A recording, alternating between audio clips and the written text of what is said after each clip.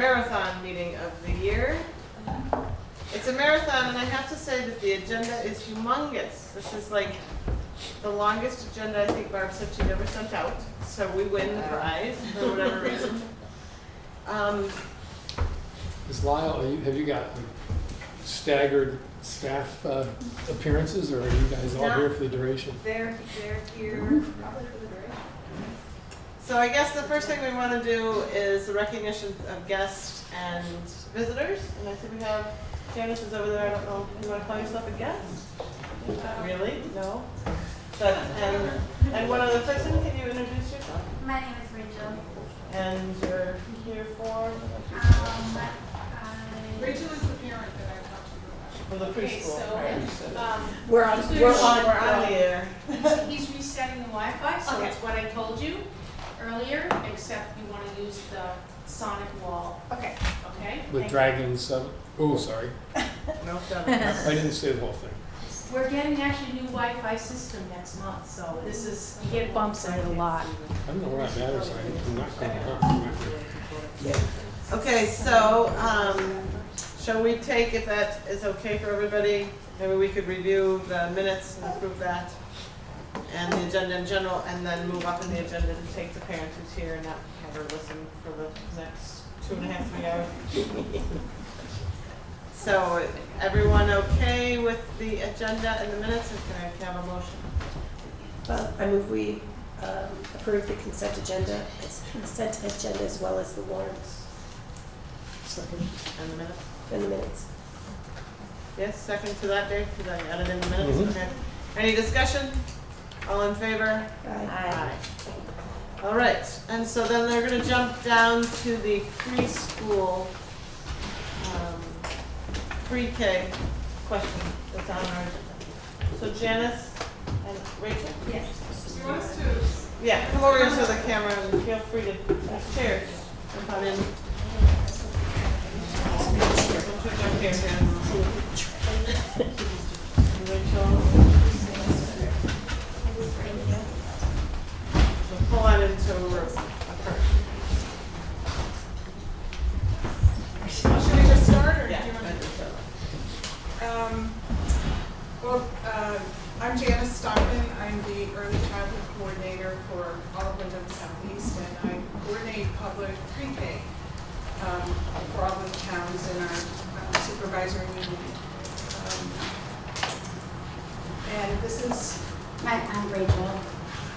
Rachel is a parent of a child who will turn 3 on September 2nd. Public pre-K funding is funding that comes from the state to support preschoolers to get high-quality pre-kindergarten education. And it's for 3-year-olds to kids who are not yet in kindergarten. And the children need to be 3 by the date of kindergarten entry in the school district, which in our area is September 1st. Rachel's son was born on September 2nd, and she sent an application in, and I get the applications, and I said, I'm sorry, your child was born, he's not 3 by September 1st. So, do you want to jump in? And Yeah, so then I asked who I could talk to see if I could get an exception made. And they sent me over to Janice, and she said that she never heard of anybody getting an exception. And so she gave me a number to another lady. I can't remember her name. it was Tierney O'Mara, who is the Agency of Education's public pre-K. And eventually they sent me to you guys to come to this meeting to ask if an exception is able to be made for him to start kindergarten. Because it's, Start preaching. Just so preschool. yeah, preschool, sorry. The junior. I don't want to grow up that fast. Yeah, he was born at 8:13 in the morning on the 2nd. And,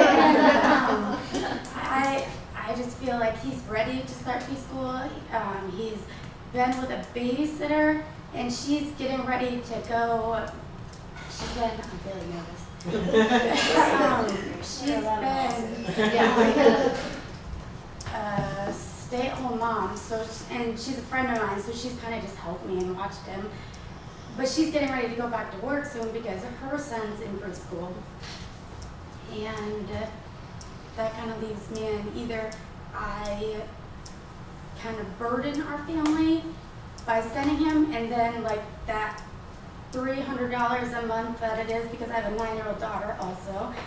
And that would take away from her, like her extra school activities, sports, all that stuff. So I'm able to send him, or I don't go to work and I just stay home with him. So that's why I decided to go to the meeting and at least try it's worth a shot. Okay. It just came up. It just came So, out. a brief interlude of Wi-Fi-ness. It's coming eventually, is that? I got the access points in the office. They're just not wired up. So we should keep trying or give up? Oh, no, actually I rebooted the Wi-Fi. It should be up now. Try it, I just did and it's still not. like within the past 30 seconds. I'm trying right now. Nothing's No? Okay, returning to regularly scheduled preschool discussion. Yeah, unless it's, are there capitals or something So- other than the first D? So Yeah, the, the Ds summarizing what I are understand, Ds. is My bad. we've had a rule always of public preschool meetings September 1st. And that was our understanding. The state is telling her that that's not true, and they did send me the letter as well. You did, Janice, so we saw that, right?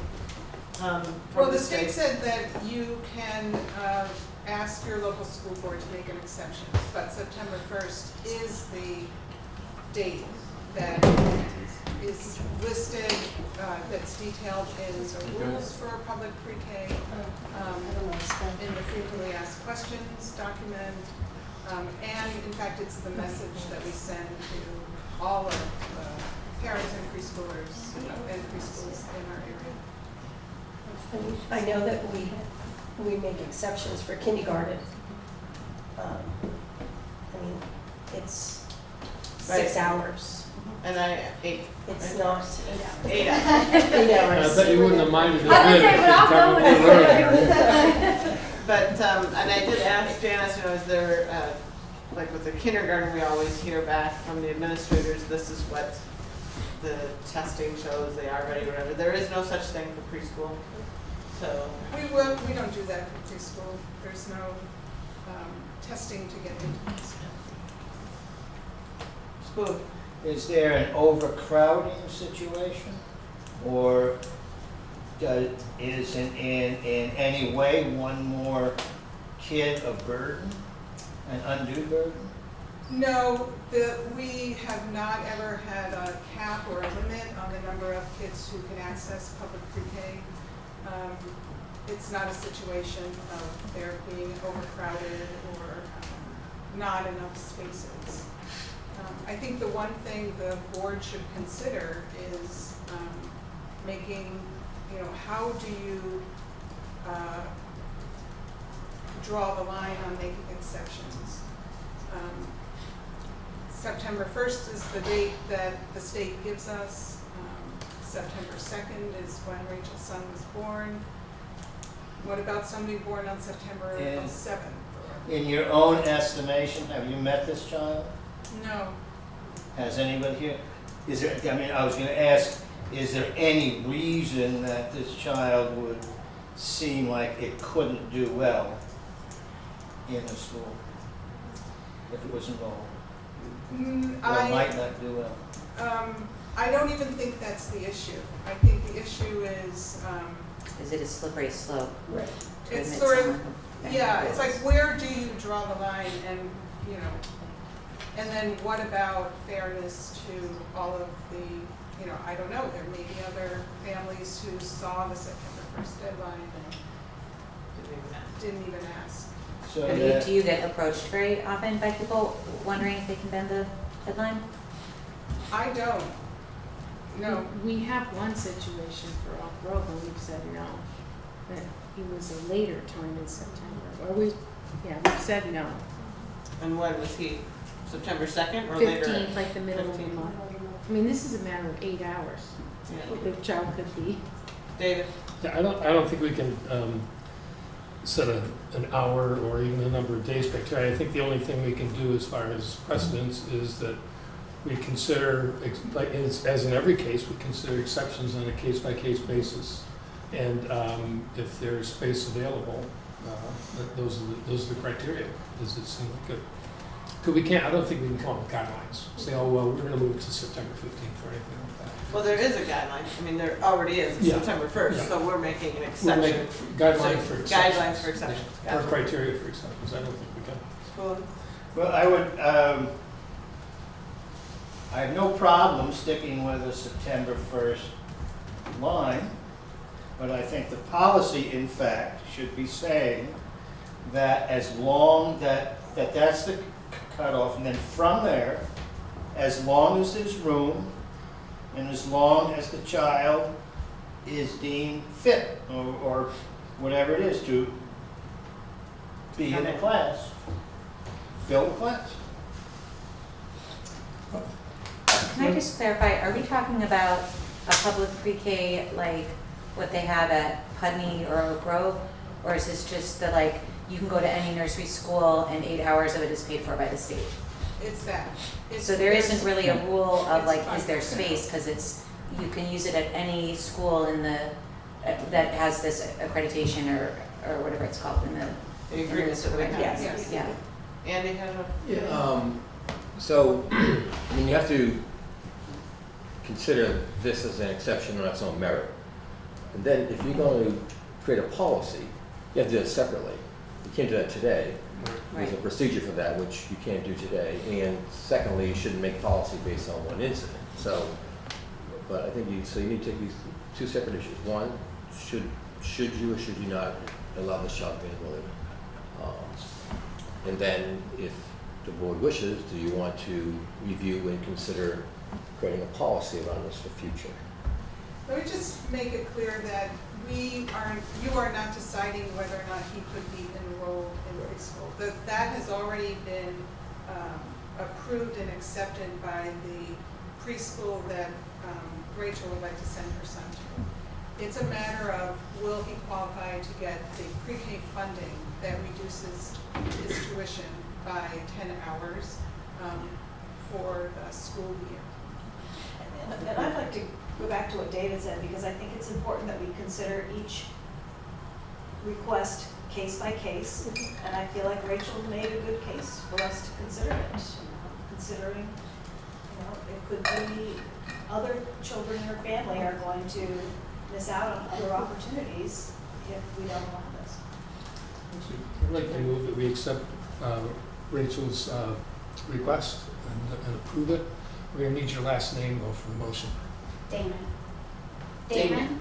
D-A-M-O-N? Yes. Is there a second to that motion? Second. And any further discussion? I actually had one bit of discussion. Is there a financial implication to our budget in any way? Sure. That student becomes part of the per pupil, the total pupil count, and so is part of the whole convoluted calculation on cost and per pupil cost at the school district, at the Brattleboro School District level. And the provider receives, what is it now, $3,092 for 10 hours of publicly funded pre-K for 36 weeks. And But that they're doesn't- gonna still receive that from the state, not from Right. our budget, right? No, it comes from the budget. Oh, okay. Brattown cuts a check to each of the But we get the money providers. from the state. From DOE.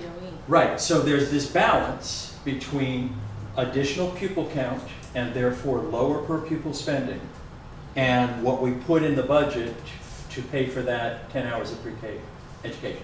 Okay, I just wanted to make sure it wasn't like, since we're not following the September 1st, the state won't pay us for that pupil, but that doesn't seem to be the case. Now, the state has That clearly could be- said that we can make an exception and then. Okay. And the other cost factor to consider is that this is one more child that will have a quality preschool experience that Yes. ultimately will cost us less in the future. Yes. So. This child may be the president of That's the right. United States. And we, I know. Yeah. We got it started. Yeah.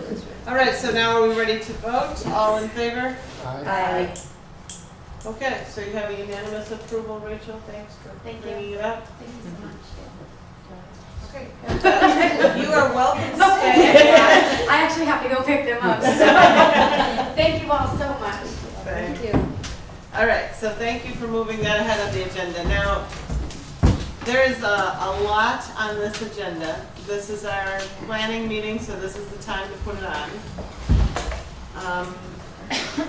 I'm not sure that it's on in any order that was really thought about. I think it kind of went on as everyone started throwing things forward.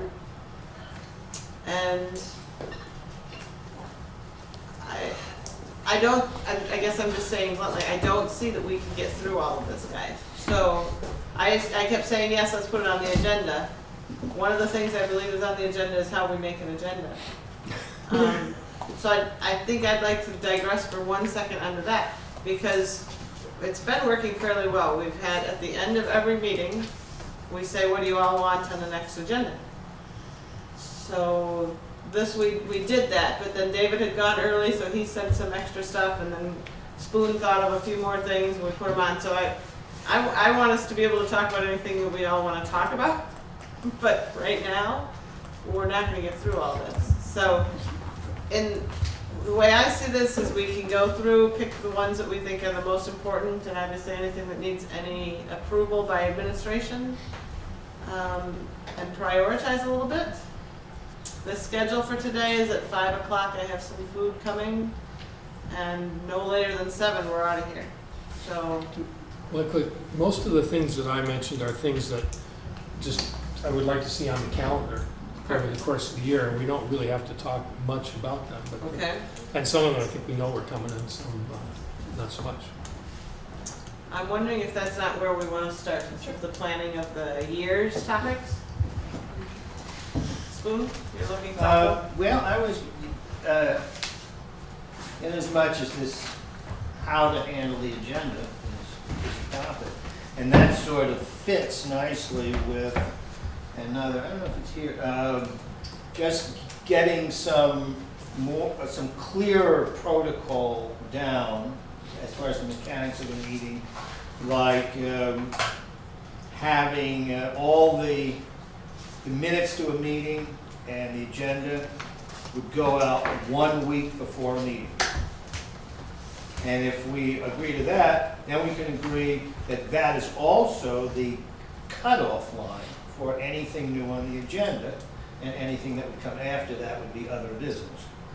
And so it's just one way of just trying to get some regularity, so I know when to submit things, so we all know when to submit things. So my thought is we already had a procedure, which was at the end of the meeting that we're at, is when people put things on the agenda. And then we wouldn't be adding new things to the agenda like we did this time. But I wanted to put it on exactly for this, so that we could have this type of discussion. Right, and David wasn't there at the end of At the the end, meeting, so that's exactly. probably why he. So that's I why it decided got to a add little later. bit more Yeah. unruly. So you want to cut off, I mean, what it sounds like is right now, the protocol is to cut off the new agenda 1 month in advance. Well, 2 weeks. 2 weeks We usually, meet- because we're usually we meeting meet Or we quickly. meet every 2 weeks. Yeah. Well, and that's one of the things we'll look at in the calendar. We don't usually meet 2 times in July. We might not meet at all, but in the summer. But by and large, we've been meeting 2 times a month. That's what the other than that was. Since we've been on it, it has only been once a month. Yeah. But I think that the rest of the year, the normal thing is for it to be twice a That month. goes all the way back since March. Has it been once a Well- month since March? So this last year, I think March, we met twice. Yep. And- Yeah, but we were only on the school board for the second one. Right. April, we had school vacation week, and I think we decided we didn't really need to. I think May we did meet twice. And Oh yeah, June, I didn't come to one of them. I think June, right. You were having a You were, baby. otherwise I And I think June One in we June. met. One No, in we June. did 2. Oh, yeah, Because we did second. that one very late, so you just enjoy being with us so much, Spoon, you forgot. Can you put- Memorable meeting. Yes, it did. I didn't know if my second. All right. I'm still not getting in here. Yeah, no. Yeah, Oh, the is it all caps? password is capital We're Let gonna- me see what it is. Okay. Both Ds are capitalized. Ah, I know, I was trying but to, my agenda is on But I this. know. is it the triple digit or the single digit? Triple. Okay. I got it on Bartley, right? Oh, that's what I didn't put in. We'll see if we can get on, otherwise I keep reading over there.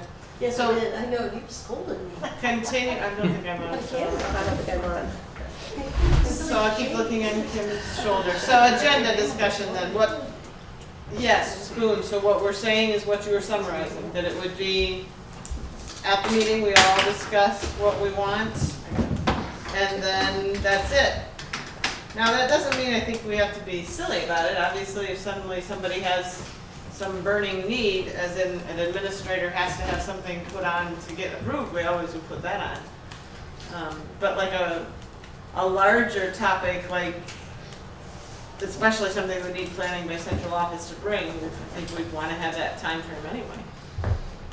And one other thing pertaining, and maybe this is always supposed to have been the protocol, but all materials relevant to a meeting should be in the packet, not distributed at the meeting. I can't sit and read something while the meeting is ongoing and then be expected to say anything intelligent about it. Dave, you've been on longest of all of us. What do you think? I'm trying to think over my time if that's been an issue for me or for you. Well, there have been times when we've had things that we had to read really, really quickly. It hasn't been a big problem, but when it is a problem, it's a big one. When we've had huge packets, like the 1%, we've asked them to be sent Right. ahead of time. Right. The warrants But I are think- yeah. sent. I think ahead things, of time. if there's something that we're gonna have to make a decision on, if there's an action item, like a contract or a resolution or, you know, something that we know is coming like that, we should definitely get that ahead of time. And I think a week or at least 4 or 5 days ahead of time is But a lot of times too, we've tried to set it up that if it's something that's I think even contracts, if it's a big issue, we've had discussion once and voting at the next meeting. And I think that's what happens at a lot of board meetings, that if there is stuff that has to come and it doesn't get sent ahead of time, it's brought to the meeting and we put it on as the next agenda, so you do have time to review the material.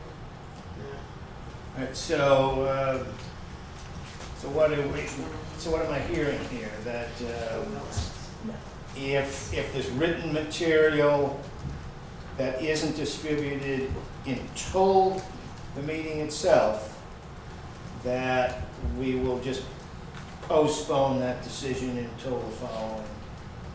Well, I think it would be depending on how big the packet is.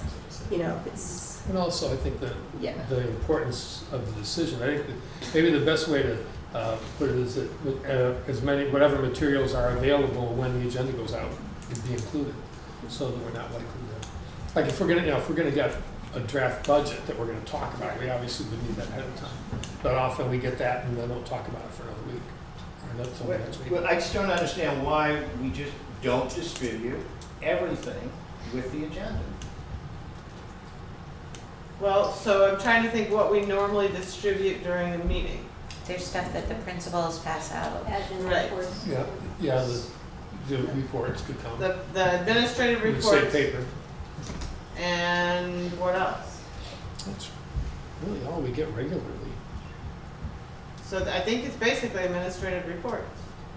Typically, speak for Bree Street, we produce our board reports the day of the board meeting Yeah. and try to capture, you know, recent Up events. till then, that's what I was gonna say, they are always very, But Up you to the can minute. just change that schedule. It would take 1 month and just move it 1 week, and then you'd just be 1 week behind. There's no, I can't say, unless there's some overriding interest in having the statistics, those statistics you're talking about, well, up what, to date to the minute.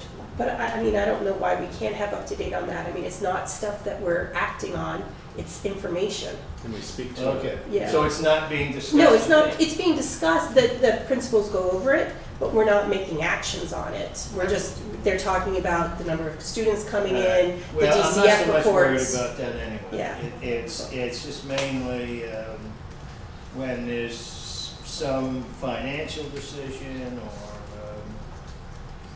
I don't know, like, I was really, this is not our business, but, you know, walking into the Act 46 meeting and not being handed the new draft until, and being handed the draft and expected to make a decision on it within that discussion.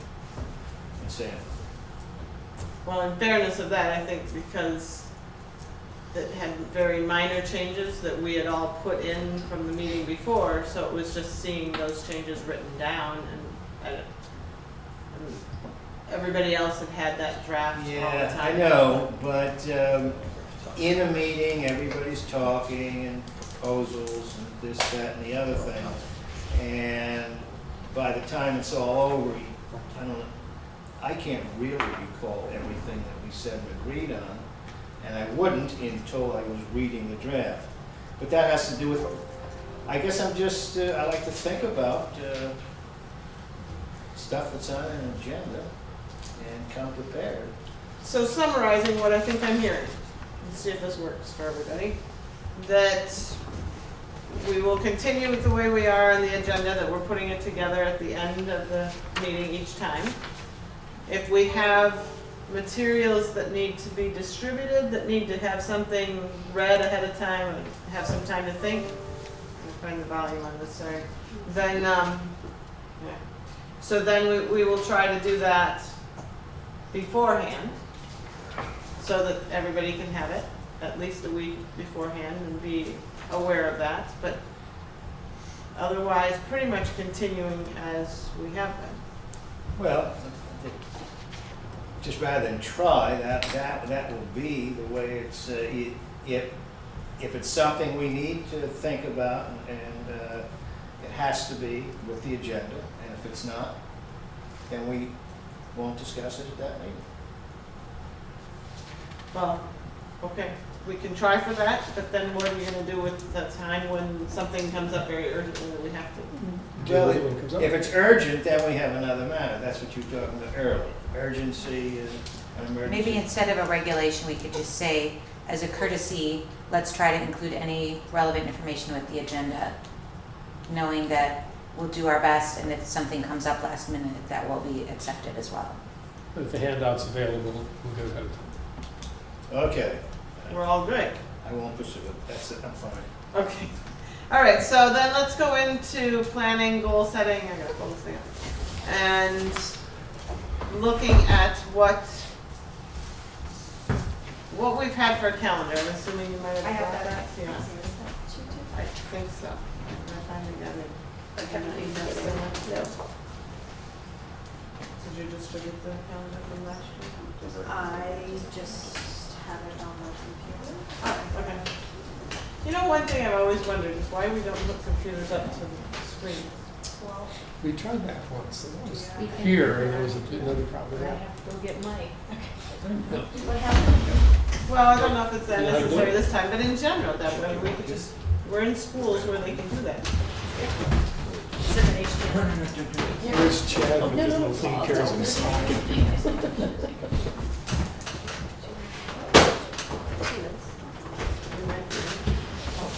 No, that's unable to connect.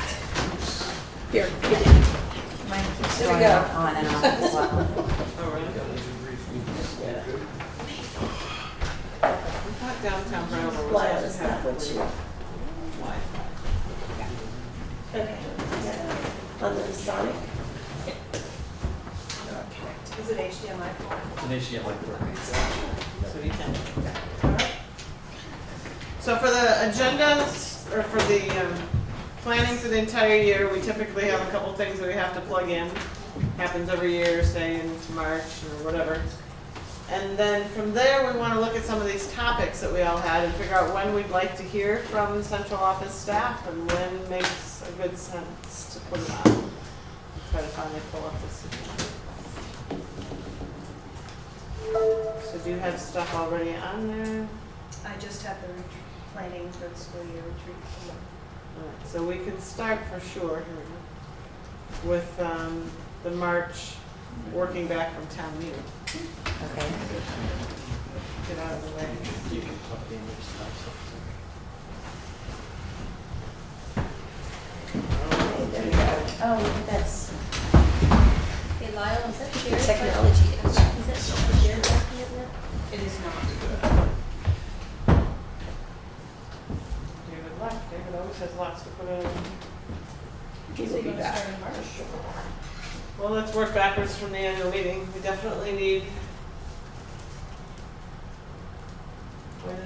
When is the town meeting? Anybody have that? The third Third Saturday? in March, I'll pull up the calendar.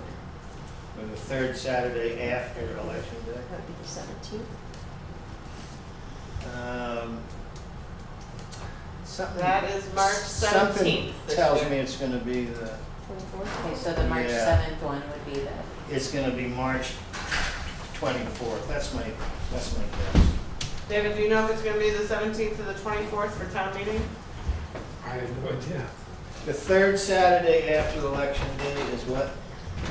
In Well, March? and the election day is That's the the first 31st. Tuesday, right? Oh, It's the First Tuesday after the that's first. the 6th. The third Thursday. Saturday Okay, so after then the it's first gonna be Tuesday. the 24th. Then it is the 24th. 24th. Okay, that's how you get it. So, that's fine. So the 24th, so the 21st will be, actually it'll be our presentation, not the prep. A presentation for it. Yeah, presentation to the town. And then the 7th would be no, let's put it the 21st because we want to have a little extra Yeah. time. We may not have the final numbers, but The we know. 21st is also school vacation week, yes. No. Well, we did on February 1st, No, February 21st. in 16, 17, we did it on I like that February idea 1st, better. so we can go earlier. Okay, And February 3rd, the year before that, so we can definitely. So February 7th is what we want then For the presentation. for the preparing The for preparation. presentation. Yeah. February No. 7th, full month ahead. So we're thinking ahead so we give central office enough time and if we have problems with the 21st. That also means if we have a blizzard on the 7th and move to the 14th, we're still good shape.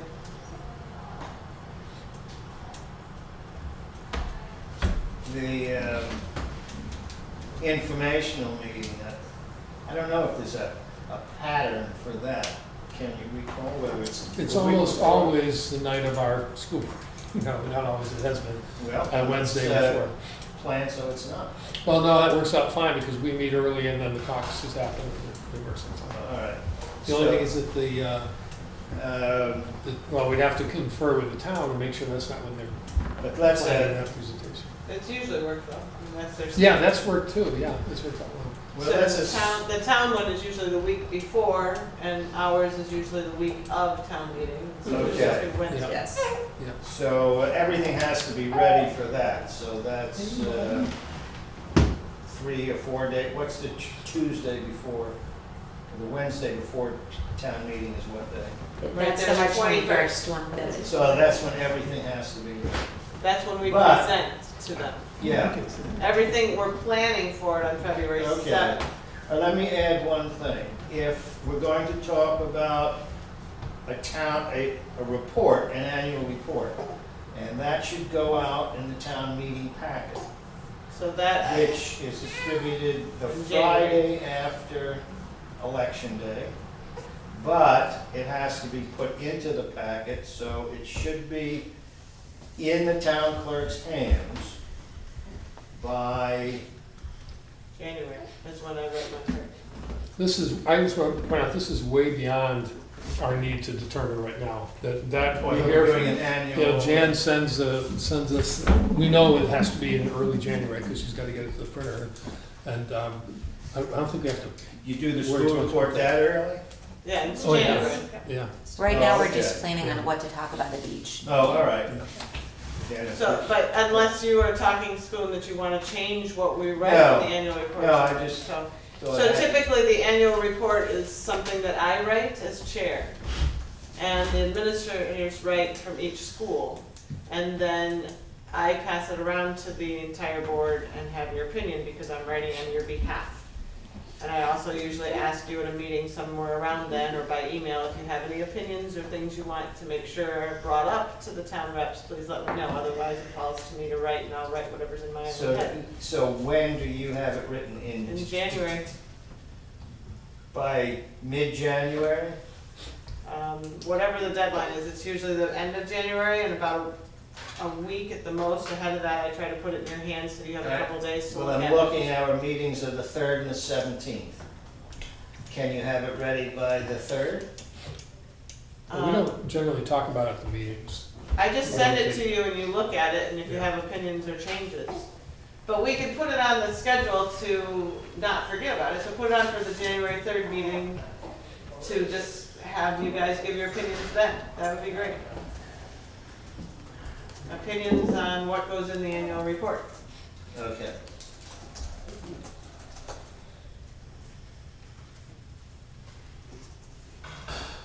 So that's actually on our agenda for today too, changes for the annual report, I'm not sure who put that on. I did. So is there something more about that that you want to Well, discuss? I think, I'm a little hazy now what I had been thinking of, but I remember one of the things, and I had mentioned it. For instance, your report that you did, that you distributed to all of us on early education, I thought was excellent. I hadn't seen anything that explained what is going on in early education as well as that. And I thought something like that could just go wholesale into our annual report. Well, if you can make a note so we don't forget that. Jill's report on why we're doing early pre-K. And to dovetail on that, I think we'll probably want to have some sort of report from Jerry and Yep. Deb specifically on pre-K in there. And I guess over the year, I'm just looking for a more comprehensive report, and rather than just how many kids graduated and stuff, a report that reflects the tough problems that we face every year, rather than, but so that parents, that all people in town really understand the problems today in education. And we've concentrated on that in the last few years, and talked a lot about the societal questions that are, and how we're dealing with that. Yeah, and that's really all I want to say for now, and anything else I'll just do. Just, I think that what you're saying is that you wanted to sum up, well, for the past few years, the things that we've presented to the public in forums have been issue-related things. And they've the been struggles that we societal have. issues. Yeah, I mean, I'm thinking about when the nurses came in and talked, and our English language learning people, and then the information that the administrators presented for the town meeting. Just all of the things that we've done publicly have been around those struggles, the difficulties and the work that's required to get these kids what they need.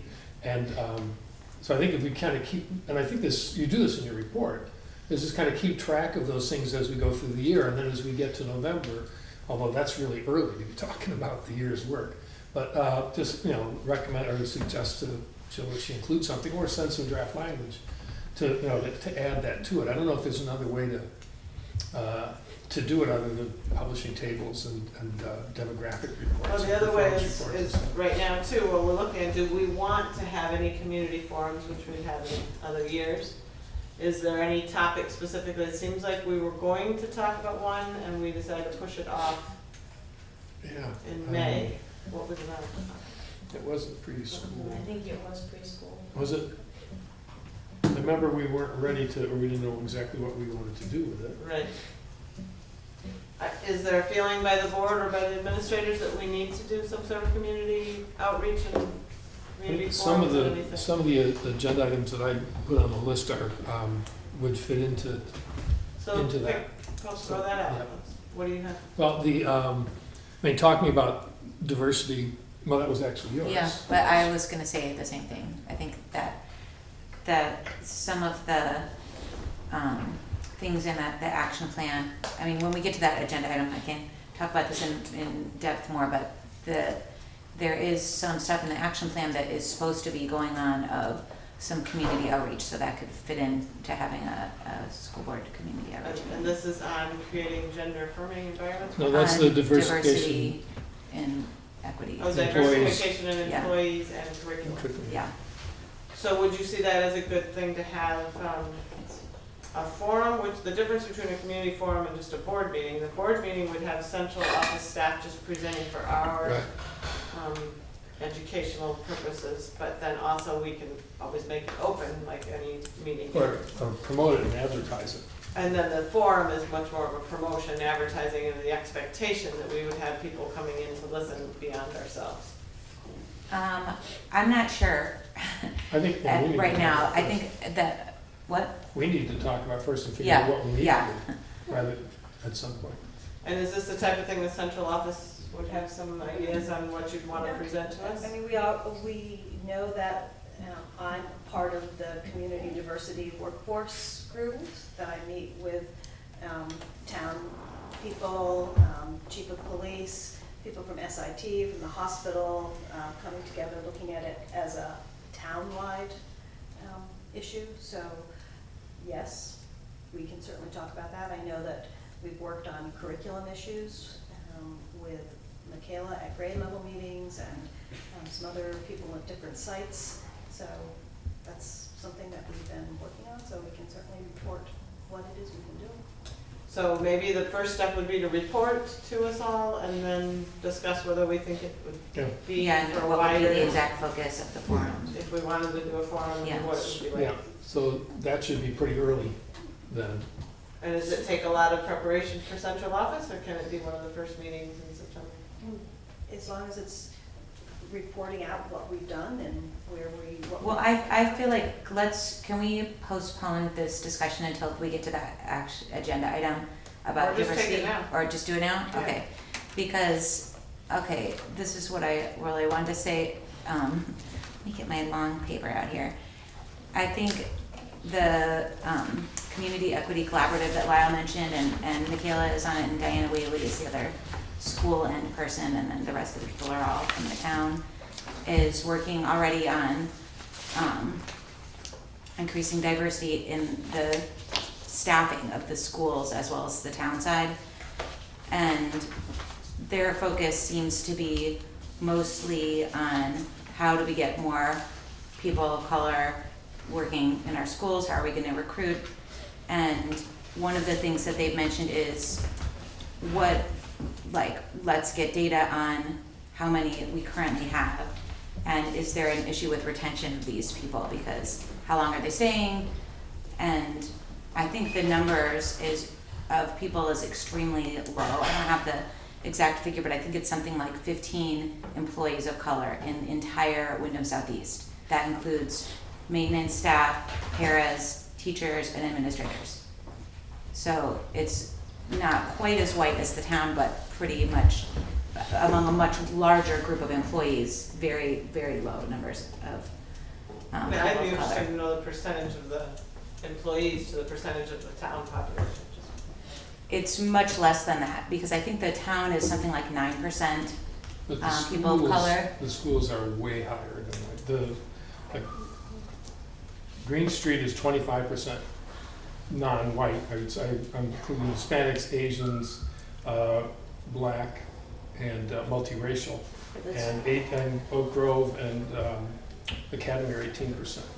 But those are children, you're talking about staff. Right, but I think our staff should But it's reflect about our the school school, the community. kids, not so much the community. Right, but even if we were just looking at the population of Brattleboro, we're still way below that as far as people of color being representative.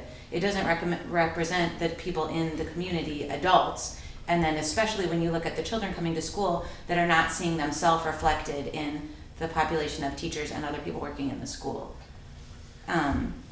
And I think that, so the Community Equity Collaborative has a number of ideas about how to recruit people, and I think that at the same time as working on that stuff, we also need to think about centering racial justice within our schools. And I know anecdotally that there have been some people, I don't know if it was anyone that worked in the town schools, but in the supervisory union, people of color who came, worked for a short time, didn't find it a welcoming climate and left. And reaching out to people at historically black colleges and stuff like that is a good way to find people. But if they're not going to connect with someone here that says, hey, this is a great place to come and live and work, then it's going to be hard for us to get those people to even come to the interview or to stay once they come. So I think that beyond just doing a better job of getting people to apply for these jobs is what kind of climate do we have in our school? And we also have the Diversity and Equity Committee, which I've been a member of for the school board, and I also attended it as just an interested parent. And there's a number of things on their action plan that I'm curious, I am not able to perceive if this is going on, but one of them I know is definitely not going on, which is each school and entities within the district, EES, special education programs, etc., will send a representative to the Diversity and Equity Committee. The only person from Brattleboro Town Schools District that comes to the meetings was Mary Ross, and she's not even in our district anymore. So, You know, we have Miranda Sachs from Green Street has attended us. oh, Andy- okay, that's right. Andy Davis from Oak Grove, and then we. I've never seen Andy at any of the meetings that I've attended. And that's unfortunate. And then we had a parent that was also kind of coming as a parent representative. She came one time, I think. Well, routinely, each Yeah, school but has a each- representative. Mary Well, that's what Ellen, it says on the action plan, that each Yeah. school is supposed to have someone that Yes. attends each month. And I think that one thing that would be important to do is to increase the level of professional development for our staff and faculty in this area. And I know that there is some that goes on already, that Michaela meets with people at the grade level meetings, but that is a couple of hours twice a year. And I think that the amount of time that's needed to delve into this very important topic is a lot more than that. And it also needs to be something that is going on continually throughout the year. So that's why having representatives coming to the committee could be really important, because then they can bring this stuff that the committee is discussing as their agenda back to the staff meetings, and it can be something that's continually an issue throughout the year, that's worked on at the school. Well, I agree with all that. Okay. The only thing I'd add is that the group that Lyle described is designed to do exactly what you said, is to get everybody that's working in the community and the whole community changing the way that this community looks to, or is perceived, or is in fact responding to people of color. And I think in our business, it's our job is to make sure that the school part of that is really effective. And Right. I think that, a couple hours I think we can talk about the things we have and things that are or are not working, but there are organizations that can actually audit that and offer advice and offer steps and approaches to improving that system. And so I think that's why I think we need to talk about it much more in depth and see how we can go about doing it. Yeah. And there's on the Wyndham Southeast website, if you go on the, I wanted to print this out, but I couldn't figure out how to make it printable from the site. They have their action plan on the Wyndham Southeast website. And so as I was looking through it, I just felt like there was a lot of things on here that sound great, and I would like to see more evidence of them going on at the Brattleboro Town schools. So some of the things I noticed where I wasn't sure if this is happening, like for instance, providing instruction in equity, diversity, acceptance, and anti-bias explicitly and through integrating these values into all areas of instruction. So it's not a matter of just educating the teachers and making them feel comfortable in talking about and recognizing their bias, or about addressing these topics within the text that they read with the kids. So I know that it's something that can be really uncomfortable for some people to talk about, but that's why it seems like more professional development would be helpful here so that people felt like it was a topic they were at ease discussing with their kids and kind of teaching critical thinking as it comes up in texts. I had an experience where my son came home upset about a book that he read at school that was a really uncritical biography of Christopher Columbus that was different than what we had talked about at our house. And that kind of like, well, how are we evaluating what books we're choosing to read with the kids?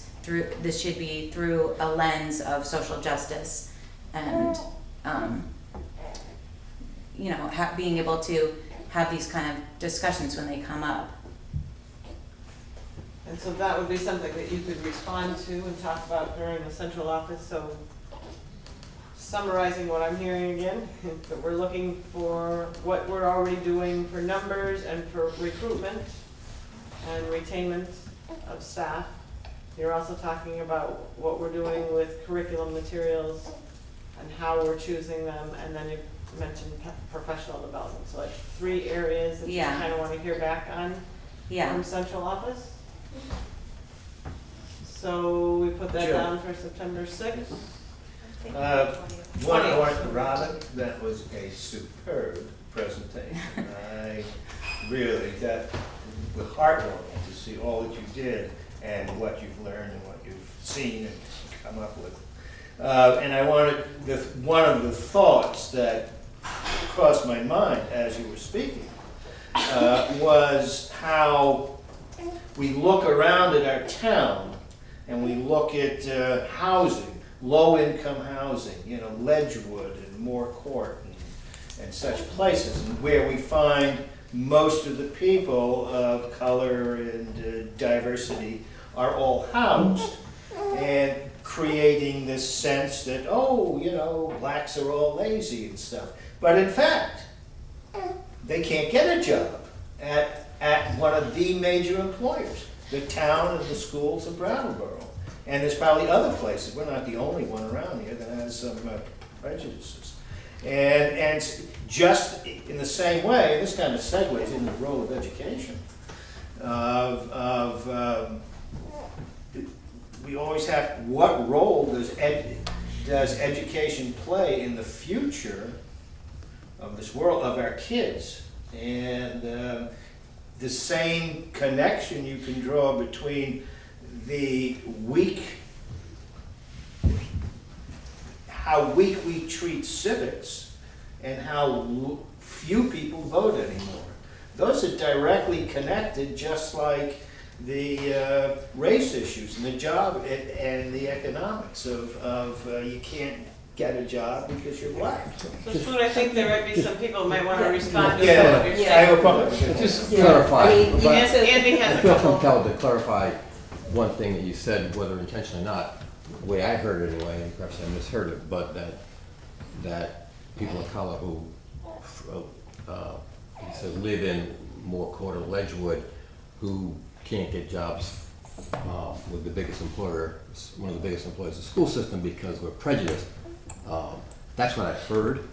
If that's an accurate paraphrasing of what you said, I would Well, take just- exception to that. Yeah, I said that because I'm reflecting let the me finish. statistics I heard.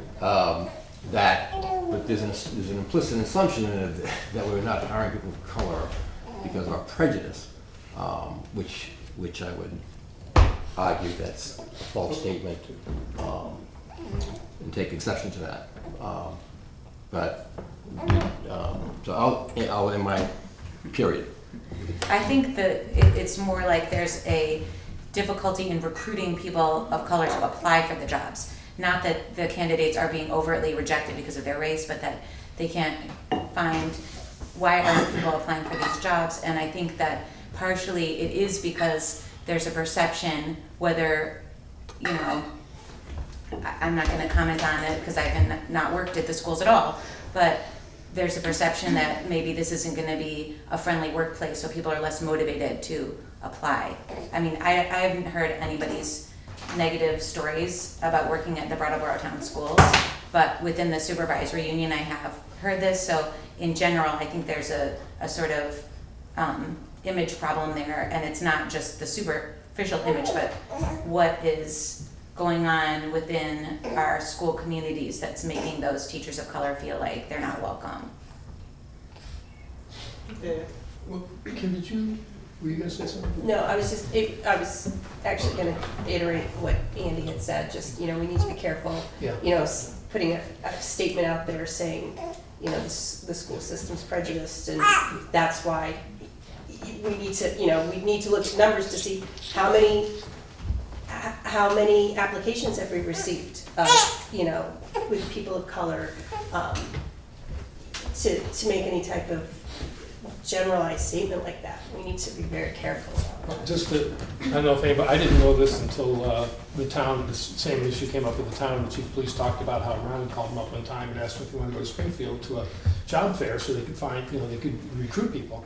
And so there have been efforts, but I think there are things like unconscious bias, things that people do and say, there's systemic bias that we don't even know about. I mean, this is such a complex subject, and there's so much that is known about it that we don't know. And I say that because I understand the depth of my ignorance because of how much I've learned just in the last year or so. And I don't want to, before we segue into the role of education, the gender affirming environments is a similar topic. It's something that we all have a sense of what it means and what we're doing, and there's no question in my mind, knowing many of the staff members in this community, that there's a lot going on and people are making really good efforts. But it's not enough, and we don't know enough about it. And despite whatever efforts we made, our staff probably doesn't either.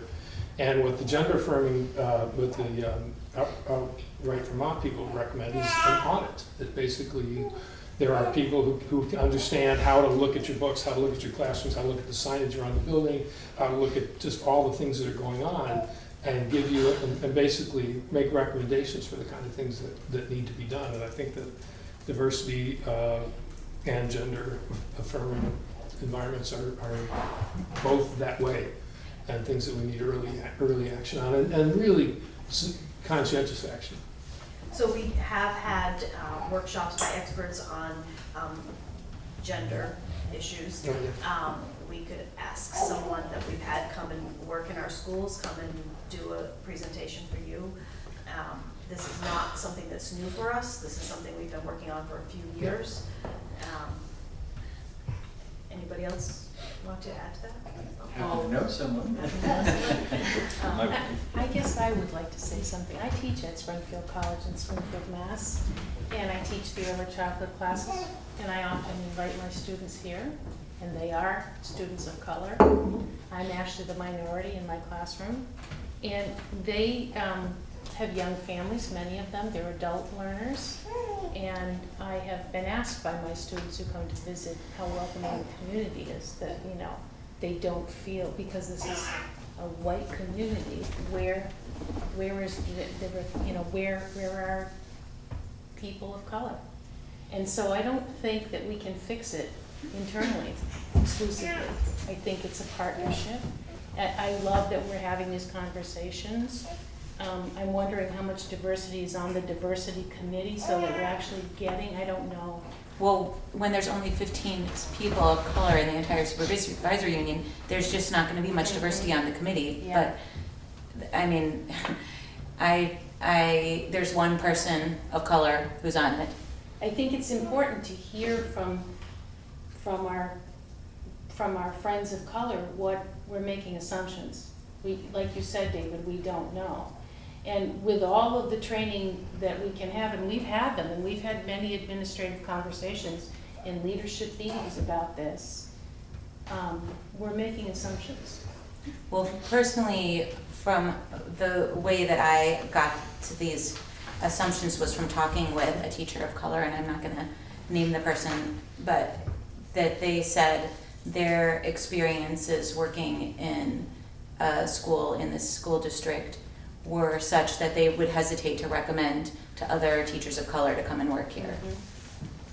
Mm-hmm. And that's where I think that we could do so much better, because I think a lot of people find out about jobs through word of mouth, and if there was someone that reached out to their friends of color that were other teachers and said, hey, you should come and work, there's a job opening, come move to Brattleboro and work in this school, it's great, then I think that way actually could be a much faster way of getting more people of color to work here than recruiting from other towns where we're just making the first impression upon this time of having a booth at the job fair, which I still think that is an important strategy, but I think if we don't have happy people working for us, then all of the other things are gonna not succeed.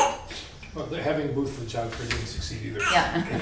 So Robin, There's no reason- there's just to nothing clarify, and see if I understand, so you're saying your perceptions are based on the conversations with one person who taught you? Well, that's one of the things that I'm basing my perceptions on, and my experience as a parent in the schools, and just talking with, being on the Diversity and Equity Committee, and talking with other people who are on the Community Equity Collaborative. I'm just wondering if, I mean, I have no idea how many people of color work in the schools, you said like 18 Those, or- Michaela Sims, who's the Diversity and Equity Coordinator, gave me that estimate of 15 people. Okay.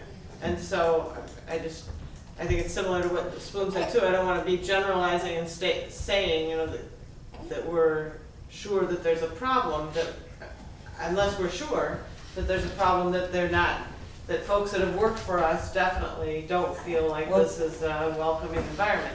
If it's one person over the course of, you know, many years, I'm sure we can find one person in any ethnic groups that didn't feel like they were treated well.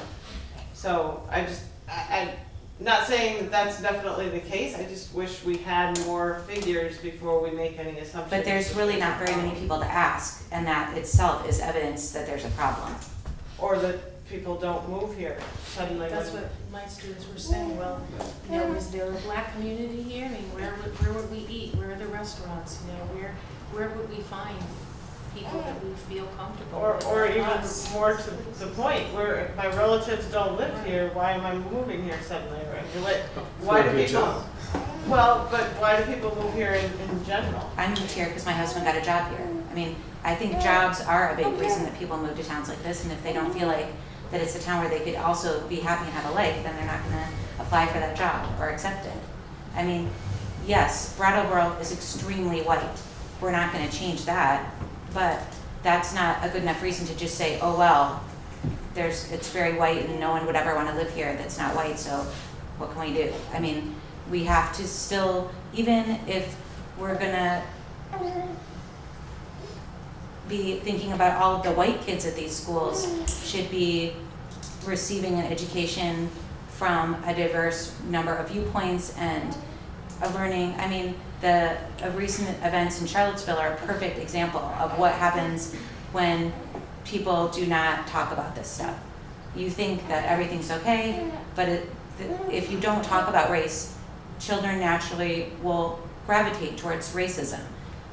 I mean, that's just the human nature that people want to be with things that are alike, and they make assumptions about the world based on how they see things that are their own experience. So if we're not talking about all this in our schools, that's what we're leaving our children to make the leap of why aren't there any black teachers?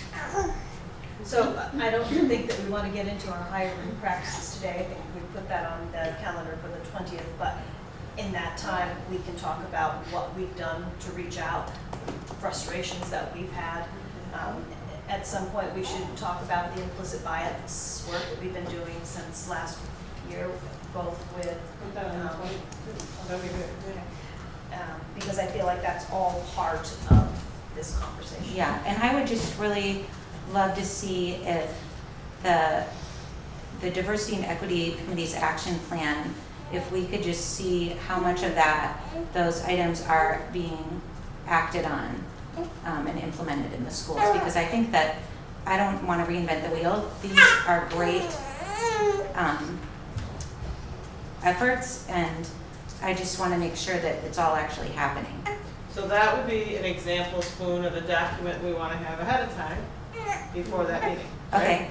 Well, it's on the Wyndham Southeast website, but I can see if I can, the one on there is it's out of date, but it's the same. Could I we checked get it that to see before if it's that the meeting same. so we can see that? Okay. And know what it is. I just wanted to, Sorry, I think too, placing this work in the national context, if this is a crisis across the nation for a teaching force, it's overwhelmingly white and female, including in communities that are majority African American, for example. So I think putting in that context is really helpful to us because, you know, we've been, you know, in terms of the school leadership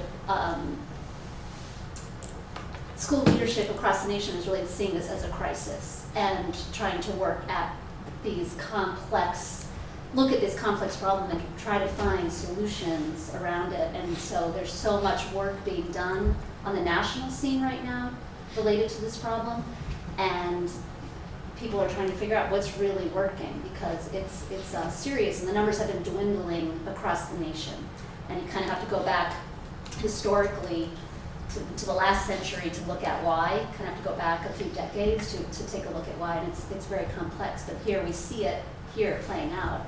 And so And I just want to we're clarify, looking I'm not do trying that. to say that Yeah. like Brattleboro town schools are racist, we gotta do something about it. No. It's the problem Yeah. of America, but let's see what we can do to Right. make our school better than the rest of America at this.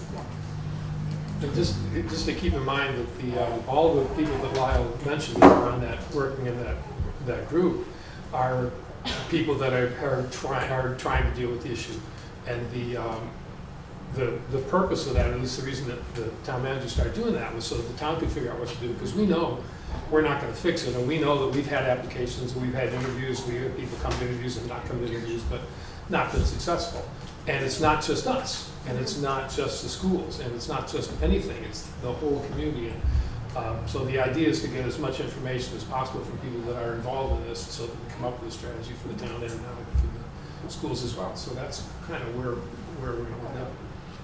I'd like to point out that statistically, in a very few years, a full 50% of the U.S. population is going to be people other than white Christian Europeans. Well, right now, 25% of the children at Green Street School are people of color. So it doesn't, the schools that the schools are way beyond what the community's reflecting. It's even more, makes it even more pressing for us. So as long as we're looking at putting something in, maybe this is a good time to also look at the gender. Yeah, I would just, do the same thing. Gender affirming Yeah, environment the next workshops or one. whatever. What would be your pleasure on that, David? Right Yeah, around let me the just same see what we time? normally do in October. Community forum, self-assessment, teachers, reading, capital plan, self-assessment survey. To me, it Yeah, kind of we- feels like the 4th might be a good time to be right after the diversity one. Just keep going. Yes. I think there's gonna be a lot of overlap, because it's not like the schools haven't been doing a lot of things. Do you want to put it It's on just- that way? I think it's too much for the same night, especially if we want Oh, to ask. definitely too much the Yeah. same night. That We won't, wanna we won't ask get someone anything to else come done. in. Because there'll be a lot of public engagement on that, for sure. Okay, so then I kind of think the 18th one, not that we're going down in order, but we'll have a vote on the merger. Almost for sure, aren't we sure on that, right, pretty close, yeah? So we'll have a vote November, whatever it is. What? November 7th is the. 7th. So we'd have to have a meeting ahead of that in Brattleboro anyway, right? Wait, I missed that. What is it? In order to have the vote on the proposed merger, you Yeah. have to have a meeting right ahead of that anyway. A public, who does? Public meeting. Yes, so we will have to have it 10 days before the vote. Every town will have to have an Act 46 meeting. But that's not a school board Information. meeting. It would be No, but a I want study to know committee. when, Yeah, to have I want to know when it is, so we're not meeting Oh, okay. right on Okay. top of each other. So that would be sometime between the 30th and the 6th. You'll need to have a meeting. And we're looking Of at, November. Yes. So and we'll have to- we're on the 1st of November is we're looking at? Are you first and third usually? Yes. We're So 1st and yes. 3rd, yeah. Yes, November. So, we have to do the first, or around that week, that other week. It cannot be before this, if we're counting back 10 days. 10 days from the 7th. So The it's 7th is before the November. election. Yes, so it has to be between October 28th and November 6th. So Okay. it's Are basically either of that our week. dates? I'm sorry? I can't see the calendar. I want to I'm see sorry, I what can't, our I dates don't know are. how to make it bigger. Oh, no, Oh, not it's that the one, the one one behind behind it. The one we're working on. Oh, So we're meeting on the The first. first, so that Yeah, would be the so one. we're beyond that, and the So 18th yes, the is first ahead. we could do that.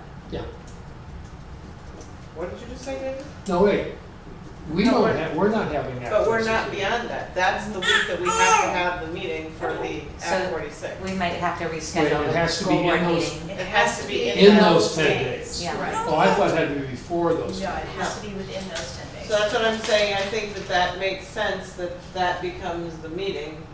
And then, or, well, sometime that week, but I don't know if we all want to come out twice that week or what we want to be doing. So- And I think the other boards are backing it up to a board meeting. So if you have yours That makes on sense. a Monday, that's the same day that Guilford's gonna be doing theirs.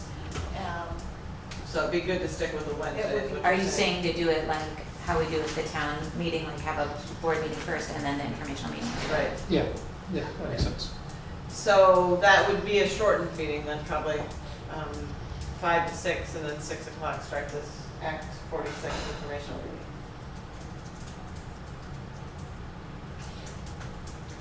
So what else do we got we want to have on the agenda? But maybe You have, missing, skipping right over your segue again. The presentation about the various new programs, after we talk about here, One that second. might be something, One second. Kim is just noting that October 4th is an SU meeting. So we could leave the gender affirming communities and just, again, have that would be our meeting first from 5 to 6, and then usually the SU meeting back to after that. what we're planning as the SU meeting is to invite all, do you want to talk about this? No, go ahead. Okay. To invite all board members, thinking of it as a restructuring meeting, a meeting where we're asking an outside facilitator to come in, help us set some norms, help us create some protocols so that we're moving together. Act 46 was a time that we started to get to know each other, started to get to know the things we're celebrating at schools, the struggles that each school is having. So building upon that, having that first meeting as a time that we're all coming together so that we can think about how we move ahead, whether the merger goes through or not. Being more aware of what are the struggles that Brattleboro town has in front of them. What are the things that we're celebrating? so could we, We probably need to move the gender affirming. Yeah, I think we want to make sure we have plenty of time yeah, for that. should we, for that can we try, you want to do 2nd and 3rd October, or move it even further away? Because there are other things, I mean, we're going to have lots of other things on our agendas as well. I think it's on the 18th is fine to stick with that. So to me, it looks like we'd have a shortened meeting on the 4th, or we would not have a meeting on the 4th. Maybe not. We'll wait and see what else we have, because there are a whole bunch of things that we always do, like the budget. So I think, yeah, we'll leave that as a decision we can make a little bit later, depending on what we need. Administrators jump in anytime. I feel like you guys are quiet. Yeah. Well, a dead invitation. Oh, there we go. So this, I mean, my understanding, this is a goal-setting meeting, right? So my suggestion is, let's flip some of these into goals. I think it would, I'll speak honestly, it would feel better to us. I'm speaking from the administrators, from the way some of the stuff's coming out, I think inadvertently, it would be much better to state, for example, create a more, goal could be to explore ways to create a more diverse workforce. And we can all rally around that and, do good work around that and look at strategies and so forth to do that. And then there's action, but to just talk about it and then, I feel like talk about it and leave it and then hold a forum or something, I don't feel like that's actionable. I don't think we're to the stage yet where we should be holding a community forum on this. I think that What's this? that topic of diversity in hiring practices, I think that more discussion as a board is needed there, but I think the way you phrased it is great, Andy, of what did you say? Actionable goals? No, I mean, what was the phrase you said about hiring? Goal around creating more diverse workforce. Right, and also,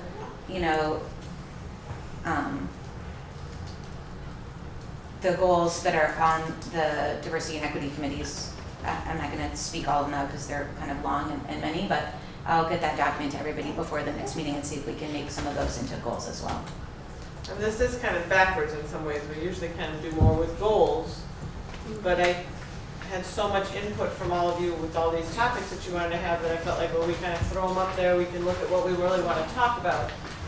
But as we go through, Andy's absolutely right. If we can, if anything strikes us, one of our goals that we've reported back even to the town reps on in previous years was looking at our change of population and the increasing needs of our students as they came in.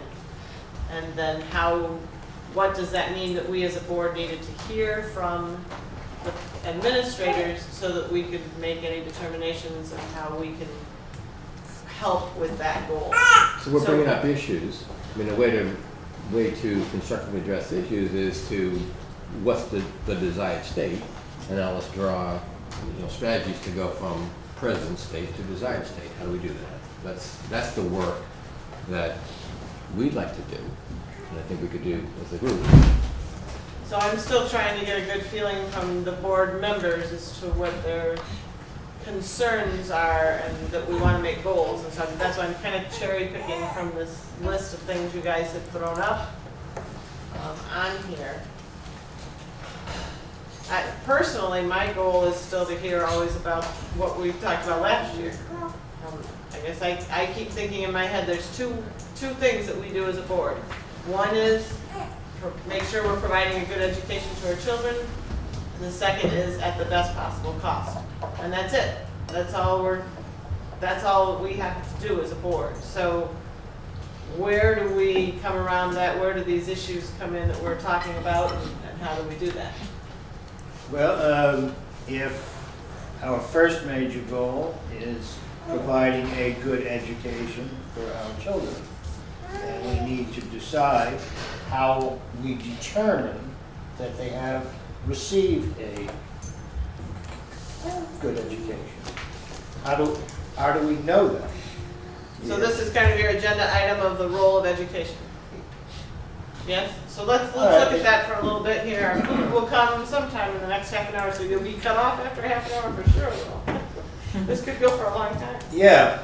Well, I should start by saying that one of the places this came from is reading I was up in the library archive room and I was reading this fabulous report that this town schools had paid to have done analyzing the whole town school system in 1949. And it was like 175-page report looking at the whole, in great detail, all the kids, all the characteristics of the kids, of the faculties, of the programs, et cetera, et cetera, et cetera. Not surprisingly, at the beginning of that report, you had the usual array of documents, as what were the school's objectives and various things like that. And right up on top was, number one was to I don't know how it was said exactly, but to make for good citizenship. Adults that came out of the public school system would understand democracy. They would understand economics. They would understand the things that they needed to know to make our country stronger, and to be loyal, to be what we think of often as a lot of meanings, good Americans, good citizens. And then you fast forward, and I look at a later report, and I will mention something in between that's in the school, and that disappears in large measure from the goals. And now it's largely preparing kids for jobs. Education has become the place where we fill the demands of labor. We see what labor is looking for, and we educate our kids to do the jobs that the corporations need. That's sort of way too broad and fuzzy. But So that's where this idea of why are we educating kids, added to that, the other side of the perspective is looking at, and I have said several times, and I'll probably repeat it more, the country, the state, the community, as it actually exists. And what does that future look like? And do our children have the skills and the knowledge to change, to affect the future? Do they come out of our schools feeling like, okay, I'm ready to make this a better world? But instead we look around and everything seems to be falling apart. Fewer and fewer people vote. You can't get people to fill civic positions, and the whole litany goes on. And so I look at those things between where we are really and what our goals are, and I feel like in general what we are doing in terms of public education and what role, and also of course really being clear, what role does public education have in the future of this country? And then being honest, I feel like there's something major missing in our public education, period. Anybody got anything to What's the say goal? about what's a good education? When I think of it as a parent, and I have 2 children at academy school, the role of it, I want my kids to feel loved and welcomed and part of a community that is prosperous and learning from each other. I want my kids to learn how to read, to compute, to be prepared, to think critically. And I think of that same lens as principal of the school. I want a loving community where people are thriving, learning, pushing themselves. That's what I think the role of education is. I think we have the role to build our own school communities so that it represents each person and each person feels comfortable but also inspired to take risks and to grow day to day.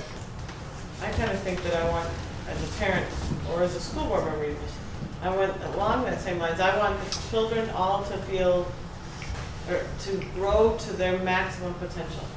So I want us to offer enough opportunities for the interests to blossom in a very varying way, because one kid is going to be excited about one thing and another. So I want the diversity of an education that offers that, so that they're enthused about learning for the rest of their life, and that they feel that that's important. What I thought I heard you say at the beginning, Spoon, was that our education is basically to make them cogs for some large corporate machine or something, but I've never seen the educational system doing that. I see us as trying to figure out, matter of fact, I believe they said when we were looking at colleges, that half the jobs that even the freshmen going in don't exist by the time they get out. They don't exist today because the things are changing.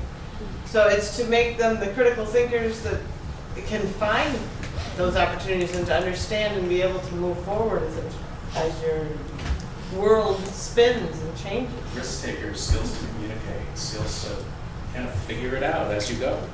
And when I meet with the Career Center representatives, counselors from all around the area, and employers are saying, we want people who come in on time, can work together with other people, can problem solve, and be responsible so that they're not looking at their cell phone every 5 minutes, or but are going to come to work, and they feel that they will teach them the skills they need at work as long as we can help them with the responsibility piece. And that's what comes to my mind, is being a responsible employee.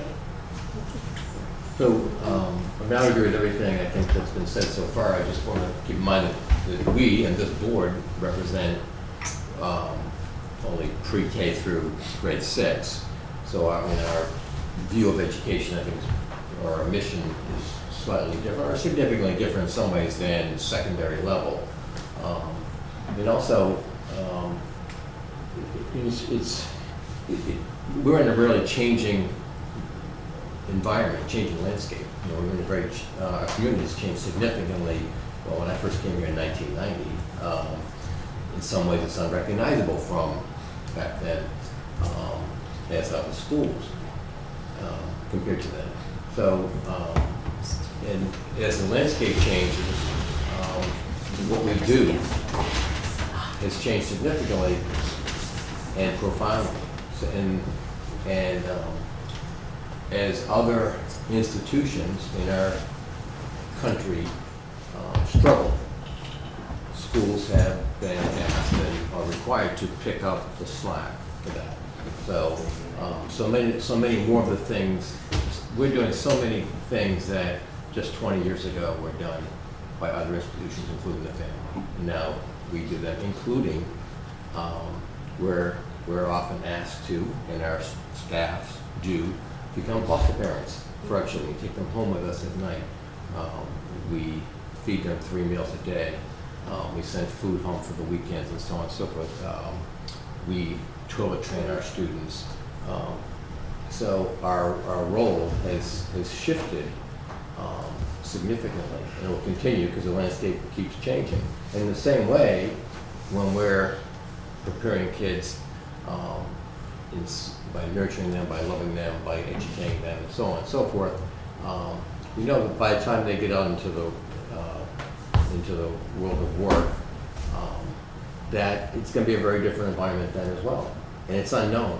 You know, we don't know, so we want them to be able to be adaptable, to be flexible, to be problem solvers, to be collaborators, be problem resolvers, so they can walk into a different environment and figure it out and be successful. I think the first thing that you mentioned was like, how do we know if we're creating successful students? And I think that is very difficult to measure because of basically what Andy was just saying, that the world is changing so fast that it really doesn't teach us anything for us to look at our, people who are college graduates that attended Brattleboro town schools and see how did they do to compare with our mission today, because those people went to Brattleboro town schools like 15 years ago or whatever, and so what the environment that they experienced is not the same as the one that we're working on now. And there is metrics, this whole going way back to like No Child Left Behind, it was an effort to like measure how successful are we at teaching our students this, but that's just measuring aptitude or test taking skills at 2 or 3 aspects of learning, not citizenship and the other stuff that you're talking about, which is just really difficult to quantify. But I think that if we feel that our school communities and our board goals are in keeping with the values that everyone's talking about here, then that's kind of the best thing that we can do, rather than trying to find some way to measure the success, because this is just such an unquantifiable thing of success. And the changingness of it all means that by the time these kids get out there to test whether they were a success or not, none of us are going to be here probably. I don't know if I'll be on the school board in 15 years, and who knows, what the rest of the school environment is going to look like then. Any other comments on the role of education? Boom. Yeah, actually, you can measure in many ways. I think a very good, if to understand, one way that I learned to understand this, I read a book, I think I mentioned, a lot of you have seen it, that Bowling Alone. It's become a seminal work in sociology, and it was a guy who, a researcher, a sociologist, began studying sort of America for about a 30-year period, from the mid-'60s to the mid-'90s, in terms of looking for, trying to understand social capital and all the changes, and using tens of thousands of polls, of studies, of surveys, and then, because these things are being done by the reams every day from schools and universities and corporations, and everybody's polling and doing surveys. So there was a tremendous wealth of information about what people were doing. And in how many ways, by measuring everything from church attendance to the fact that in the 50s, 85 or 90% of households had a deck of cards, and by the 90s, only half the households had a deck of cards. Now, that seems like what it's saying is people don't get together. It's a picture of a social life. And there's thousands of those snapshots of how we live that indicate how it's the same thing that'll come up with the cell phones in that article that was that I passed around, and thanks for showing the whole thing. How the effects, you look at, you think of a cell phone as just a gadget for communications, and yet when you look more deeply, it's having a tremendous effect on the way we live. And there's and if you look at that book, Bowling Alone, this guy picks out, he goes through everything from religion and work life and social life, and all different aspects. And it is all measurable. Like we say, if being good collaborators is a goal, well, what do we mean by collaboration? And then can we find examples of it? If we can't find any examples of collaboration, maybe we're failing in that. We're not teaching that. If we talk about critical thinking, well, there must be a way of determining whether someone can think critically. And what is it? I can't say, I don't have that answer. But for all of these things that we talk about, if we just look at it and say, well, is there any way to determine whether kids are adaptable? How would that show up in society if they were? But I think short of like the board conducting like a long-term study, which is like way beyond our purview, we can just look at what is happening in our schools. I mean, I know that there's plenty of opportunities in an elementary school classroom for collaboration, and I see kids every time I go into my daughter's kindergarten classroom that are working really hard on becoming more adaptable, and they have a lot of support staff trying to help them get there. I mean, I think maybe better than trying to evaluate, were we successful at this, is are we giving opportunities for this? Because that's something that we can definitely say yes or no on, for all of the values that you just listed and that the administrators and other people mentioned. You know, those can easily be looked at and see, are we having opportunities for that in our school? Opportunities for what?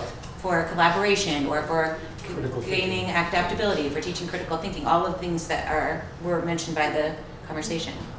I mean, How's this for a list? Students can provide clear and effective communication, students are self-directed, students are creative and practical problem solvers, students are responsible and involved citizens, students are informed and integrative thinkers. Seems like a pretty good list, huh? It's on the workers. Those are the graduation proficiencies now legislated by the state of Vermont that will be the those indicators and those proficiencies and the indicators that go with it will be the basis of graduation from high school going forward starting in 2020. And the school system is tasked with creating a situation where those skills, those proficiencies are being evaluated on a regular basis. That's the work that the high school has undertaken, the middle school is working on, and this year we're going to be looking to expand that work throughout the grades. But that is a pretty good list, I think. I need to see it written out and look at it to think more about what may be missing from it. But how do we, there's a big difference between setting out to do something and thinking you're doing it because you set your own goals, and if you get there, you say you feel like you succeeded. Which is why you said the survey is beyond our purview. To do a long-term survey of people, like And I think it's not how at sixth all. graders turn out when they graduate from high school Yep, and go to college. I think that is very much within the within the capability of Wyndham Southeast. Very much within our ability to do a survey. But I also am not sure that that would even be valuable, because by the time that these kids who are in grade school right now get out of college and into the workforce, the school environment is going to be different, the teachers are going to be different, the board is going to be different, the goals are going to be different, the regulations for run are going to be different. How do we know what to educate? What are we doing? We are making decisions on how we are going to go about educating kids, and then saying that we don't really know what we're doing because we don't know what they'll need in 5 years or some. I just don't believe that testing and measuring surveys is the way to find that out. So, if those relative intangibles like clear and effective communication if we had a bunch of descriptors, a bunch of indicators that said these are the things that we think represent having clear and effective communication. And as part of the coursework, we're going to regularly evaluate those with a rubric, which is a description of different levels of performance that we all agree on and we calibrate on. Then we would start to have access to, 45% of our kids are well above the standard in terms of clear and effective communication, as judged on the basis of those rubrics that we've all agreed how they work. And another 40% are proficient, and we're down to about 15% who really aren't yet there. What do we need to do to get them there? If that's the mode that we're in, then it seems to me we are gathering data and also responding to those data and doing something so that all of our kids can show clear and effective communication. All right, so then what that is saying then, that there is a way to determine goals and then to collect the data to see if you're actually meeting them. And supposing we did a survey of all the kids that graduated Brattleboro schools 10 years ago, 20 years ago, 30 years ago, in 10-year increments, and discovered that they were all about 10% below the national average income, or discovered that there was a higher rate of suicide among Brattleboro kids, or discovered any one of all kinds of different things that we would never have thought. The reason that I'm saying, though, that this isn't part of our role as the school board is because first of all, those are all what ifs, but that's something that a sociologist would have to study and see. It's not like, well, obviously there's a problem with the town schools. I mean, there's a number of factors involved in evaluating anything like that. And it seems to me that you would need someone that was like a sociologist or some sort of social scientist to evaluate that, not a bunch of like community board members. I mean, and you have no idea what somebody who's graduated 30 years ago, you have no idea what's happened in their lives after they left school to make those, to make a change and a difference in their life. True. You have no idea what's happened in their lives except what they tell you. But even if they respond to the my survey in the question first is, place. I don't feel like Americans are making very good decisions these days. And an awful lot of people I speak to feel the same way. And I also feel that by and large, except for like the bottom 10% and the upper 10%, across the country, public education is very similar everywhere in this country. I disagree with that. Yeah, that's not. Yeah. I completely disagree. I have two kids, they've gone, I mean, we moved from another state. And, I mean, they've been in private schools, they've been in other public schools. They have, you know, we moved here, my oldest was in 6th grade, and my youngest started in 4th grade in town. I grew up in this town, so, I mean, I have history with it. Academy School helped teach, I mean, my oldest son has dyslexia, he has learning disabilities. The help and the education that he received at Academy School has propelled him and made, you know, he had strong help here to get him to where he is now. I mean, he's in college, he's starting a freshman year of college, you know, and He won how many scholarships? he won a lot of scholarships. But, I mean, he's not an A student. He's, you know, he graduated with, you know, 80, 81, 82 average, worked his butt off, but a lot of it was because of all of the help with the reading and everything that he received 6th grade here at Academy School. And I mean, I moved here from Chicago. I have friends whose kids are in the school system there. I have friends whose kids go to private school, in suburban schools. I have a lot of friends in New York's public schools, and the environment could not be more different. I mean, I was really very nervous before sending my kids to school because of all the horror stories I've heard about, like teaching to the test and these really draconian disciplinary philosophies and not spending any time outside. And every one of those fears has been disproven at the school that my kids attend, also happens to be Academy. But I mean, I really disagree that it's the same everywhere. And I think that even Vermont, it has a very different approach than many other states to this. The number of staff that we have at our schools per student is so much more than what other parents that I know report for their kids in other states. The amount of support that we're giving our kids, I mean, it's just, I don't think that you can take America's problems and impose them on the school system here, because it really, you have to get to know what is going on at the individual schools.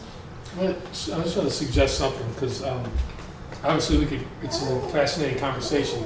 But what Paul reminded me that we were talking about 2020 and where things are going and where they've gone and how Vermont the education community has reacted or responded to the pressures that No Child Left Unharmed brought to bear. And one of the results is the education quality standards that are now in place. And I think we can maybe pause this conversation until we get to the conversation about the field review that's coming up, because that's how our schools are going to be assessed in terms of how they're doing the education quality standards. And I think, were you planning on explaining the process? Yeah, great. And I think that would be a time when we can kind of look at how the education community is responding, how the state's responding, and how we're actually measuring the things that we're doing. Well, it's an SU field study, right? But obviously it's broken up into elementary, middle, and high, and we can kind of look at what are they looking at, what are the things that we're supposed to be doing, and then are those the things we want them to be doing. So I think that kind of holding the what can we measure and what are we teaching and what are we learning, that would be a great place for all of us to get a real update, because I mean I live in the world that I went to school in, and I see it that it's very different, and I taught for a while, so I even saw how that was different from when I was in school, but not much. But compared to now, it's a lot different. But I think that would be really the best way to move from here.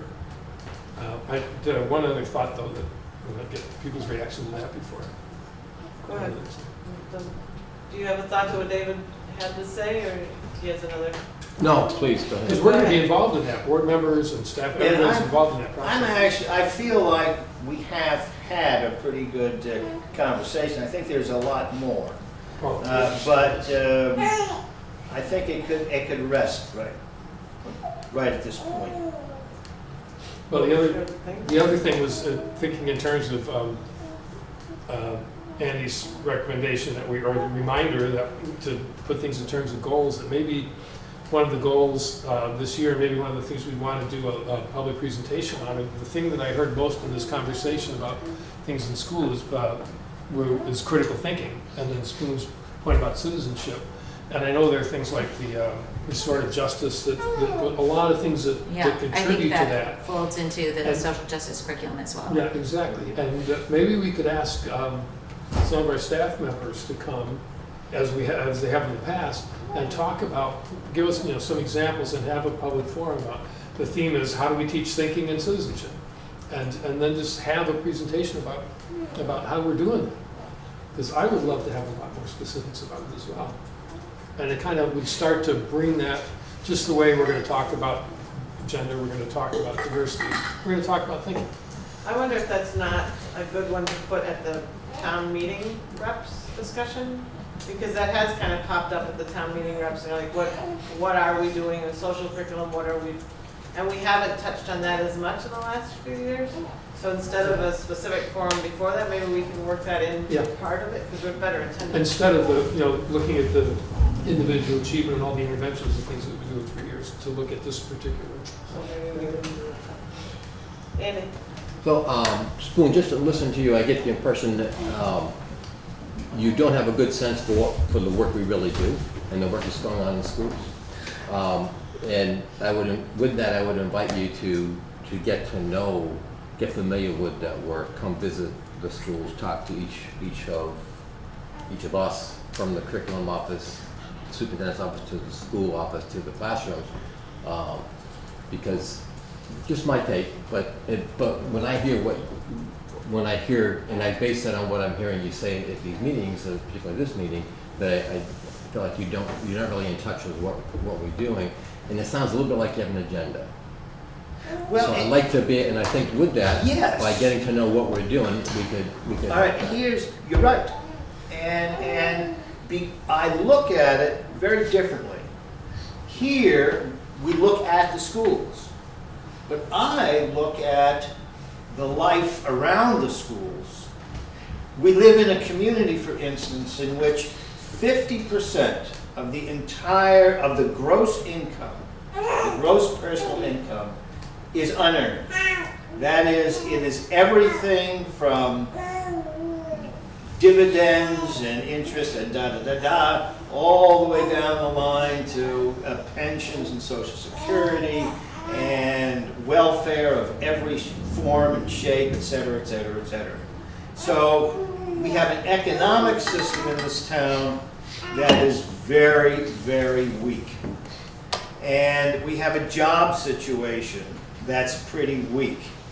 And we have a very low voter turnout and low participation. So I don't look at what the school is doing so much as I look at how it translates into the way we live, making the assumption that there's a direct connection between how we educate kids and how we end up living as a community. We have, in Brattleboro, I think we have just about the lowest average household income in the state. And it's not that that's necessarily bad, other than if we don't get the $2 million from the federal government for this or that, or if they cut Medicaid, et cetera, we are extremely vulnerable, and we are vulnerable because very few people understand where we really are. And when I think of, why don't they understand? Did they not learn how to understand do kids not learn how to understand, really fully understand the community that they live in? So, you are right. I don't know the schools from a parent's perspective. I know the schools from a citizen's perspective. Well, and I would argue that you don't know from that either, because the only way you can know the schools from even that perspective is to know what we do, know what the purpose is, know the cultures, know what's being taught, know what's being valued, know how the kids are being cared for. That's how you know the school. I would offer you an invitation to come to Academy EES, come spend time with us to further that. And that reminds me, and I think, Jill, one of the very important parts that ought to be in our town report is, as Andy was saying earlier, about how much the schools now how the schools have had to diminish some of its educational functions to put the time and energy into the social functions of that are not happening in the homes and the community and are being I'm not sure we've diminished, I think we've just added on. added on. Okay, and if it's being added on, what does that mean? Is it how does that? But I think it's a very important aspect that the community needs to be aware of. I think I've talked about it the last 2 or 3 years, yeah. One thing too to think about, I know that you're talking about citizenship and voting and how, the percentage of people voting is diminished. And I mean, I believe my kids, when we've had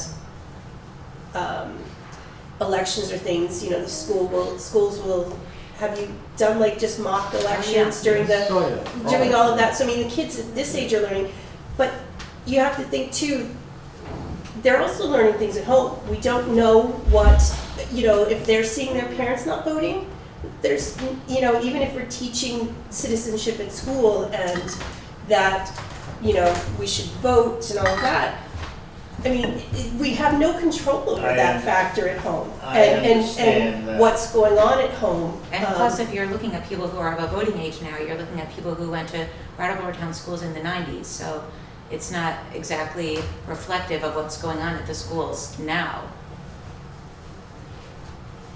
So I think we've had a fairly exhaustive discussion on the role of education that could probably go on for a long, long time. It's going to be very popular on BCTV. I'm sure. And it's 5 o'clock, and I think hopefully the food has made it out there. It was supposed to be here right about now. But in any case, even if it's not there, we're going to take a break. Everybody can turn off the cameras. Come back into this. So on the first page of our agenda, we still had a few things that we didn't put into the master plan up there. We still have So, all right, so on that was preschool / Act 166, collaborating with Guilford and Putney Pre-K. Well, let me say a little about that, because Yeah. I went to the preschool forum in the spring. Oh, yeah. And then there was a follow-up meeting after that with the Building Right Futures and Let's Grow Kids, and Janice was there, and a couple other, I can't remember who else, a couple other people were there. But well, I'm not sure exactly how to describe it. We have contract relations or some kind of partnership relations with a lot of the preschoolers, other than not just the one that's in our building. And there's the whole, the whole Act 166, the whole law and all of that. We're really not very knowledgeable about that, but we're about to jump into that business. And we already are, because we have these partnerships. So they thought it would be a good idea for us to have a presentation on it, to have some of them come and do that kind of a presentation about that. And so that's one thing. And then the other thing, the people that were part of that pre-K forum, that pre-K, I can't remember how to describe it. And then the other thing is that since Guilford is also starting pre-K and Putney has one, it seemed to make sense, given what we found, the value we found of knowing what's going on in the other schools the last couple of years, that things like, they're trying to establish a professional learning community for those teachers. That's already happened. I love it when my ideas are already in place. and sort of separate professional development as well, but just to kind of, to keep the collaboration up, to keep the, So did you want it as a topic at a meeting that we kind of invite all those folks, or did you want just to to make it a think, just to committee, think or- about where, I don't know if there, if we need to do anything, if we wanted to share resources, or if there's some way we could think about that as well. Just so that we aren't looking at it in terms of we're all separate anymore, but we're looking at it like we're all trying to do this and make it work. And I know that that's how you look at it, and the curriculum people, I'm sure, look at it. But we don't necessarily. And there may be things that that seem to be obstacles that through a simple contractual agreement, we could make not obstacles that would improve all of those programs. So I just wanted to bring that up and make us aware of How about we do this, why don't we go for one meeting, because I don't know if I put it on here, but I also have this concern of hearing what administrators, again, always have more thoughts in their heads than we know, of where we're going with preschool. And so I want to, throughout the year, I want to hear how the first partnership is going, of course, and then what we're thinking about for the other schools, and what a timeline is, and how we're setting up guidelines on how we're going to accept people and work in through the community and continue to work with our existing partnerships that we have in the contractual agreements. And then the whole question you're bringing up, David, is another part of the preschool. So maybe we could have one meeting that mainly focuses on preschool and early ed, and Janice and Deb would. Bless you.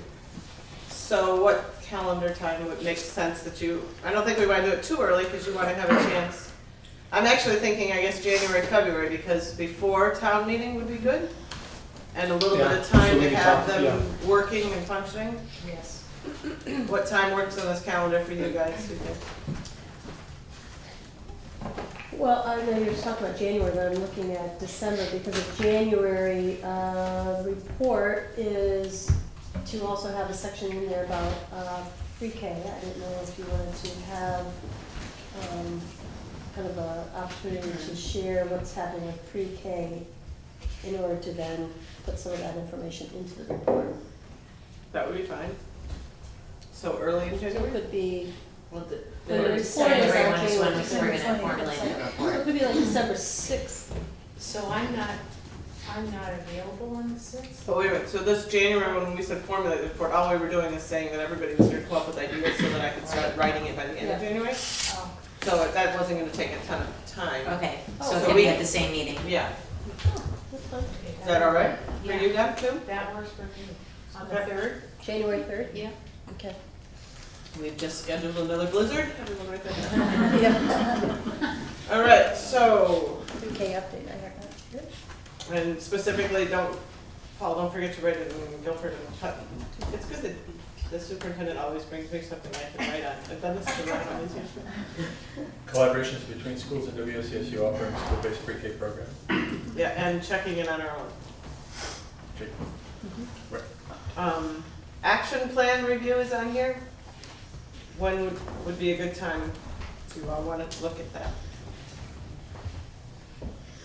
To schedule it into our yearly meeting, probably later for me, probably later in the year. We have about half of our action plan completed that we started last year. So to give us more time to kind of put that together. So pick a date. And the What do new you- format is not due for us until April, is that correct? So- March, April to get into the Yeah. federal program grants. And their continuous improvement plans, not action plans. So maybe in April. April? April. 4 or 18? 18 may be another school vacation, so. It is, yeah. So go for 4. All right, so then that leaves us with presentations on various new programs, Eureka, ECRI, Advanced Core, Reading Street, etc. That was also mine because they came up when we were reading the 1% applications. And there was a lot of things that were being done, and some of them are new. I think that one of them just has a different name, but just, what are they? What's different? Why are we doing them, and are they working? Or how do we, or Spoon would say, how do we know they're working? And they may not, again, I just don't know whether they're new or, involving, but I know we buy a lot of stuff for them. When would be a good time? Late November, early December. Yeah, Actually, that's a good time for budgeting too, yeah. so that we can So if you hear hear about. about it in November, then you'll have an idea of what you're talking about when we're budgeting as well, so I'm sure. So how about doing it November 15th? Oh, you want all of those? Just, in- yeah, curriculum overview, we could, it doesn't have to be. There's also the next budget, or bullet item is curriculum and assessment presentation. We usually do that a little earlier in the school year. It's when Paul usually reports out on our SBAC results. Do we know when they come? I think we have them. SBAC, I think we're still waiting on statewide results. We had all of the student level results before the end of the year. And I know that. Well, we, they are computerized, so when would yeah, so it's really just waiting for the state results. Science results, we don't have all of them yet. That was given in the spring, but it's not a computer adaptive test, so. And those are public, they're on the Agency of Ed website? The reading and math results are absolutely, Yeah, great. are gonna be Good. available, yeah. Great, so you don't have to bring them, I can go find them. So do we put that on as a specific date? We have it We in? haven't yet. What date would you like, Lyle? Well, we have 2 shortened meetings. How long, Paul? How long do you want? Depends on how long the administrative reports take in the shortened meeting.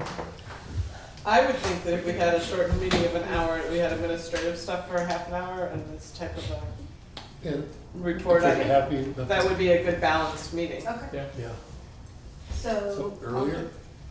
November 1? There we go. Doesn't matter. October 4th? October 4th is fine. Good. All right, integrated field review. Julian and I were just talking at dinner, and we were thinking we could do that the next meeting. Julian's created a PowerPoint that we used, so. September 6th? Yep. Wonderful. Universal meals. I almost feel like it's a game show where you just pick a. I'll take that for Universal. This one, I know one of the goals, one of the things that came up at town meeting is advantage of merging is that all the schools could have universal meals. And so I looked into that because it didn't seem right. And it turns out that we, under the regular process, 40% have to be directly certified as screen eligible for SNAP in order to qualify for that. But there's a second thing called Provision 2, which allows for a supervisory union to do it. You have to set a baseline the first year, and then you keep track of data for 3 years, and people have to chip in for it. But I don't know which schools don't.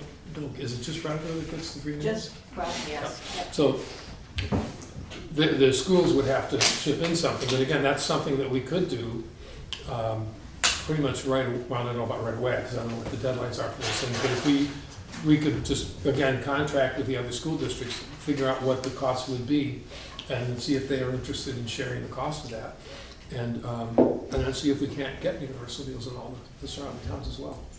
So I know that Frank has some numbers, and he's the one that has sort of the overview of what the others are paying, because most other schools right now are paying into the school lunch program. Mm-hmm. So we would want a meeting, when I look at the other things on here, the budget, I have a little bit of information on the budget surplus and health insurance tonight, but I think we would want Frank to do a financial overview and include universal meals. So it also sounds like to me, it would be the type of information that would be good to know before we have this vote on the merger, because that is something that's been represented as an advantage of the merger. So I'd rather put this schedule of universal meals on earlier than that. How about if we did the gender affirming communities for about an hour, that would leave Frank a good half hour to do the financials. Or do that first. Spend the first half hour doing the financial.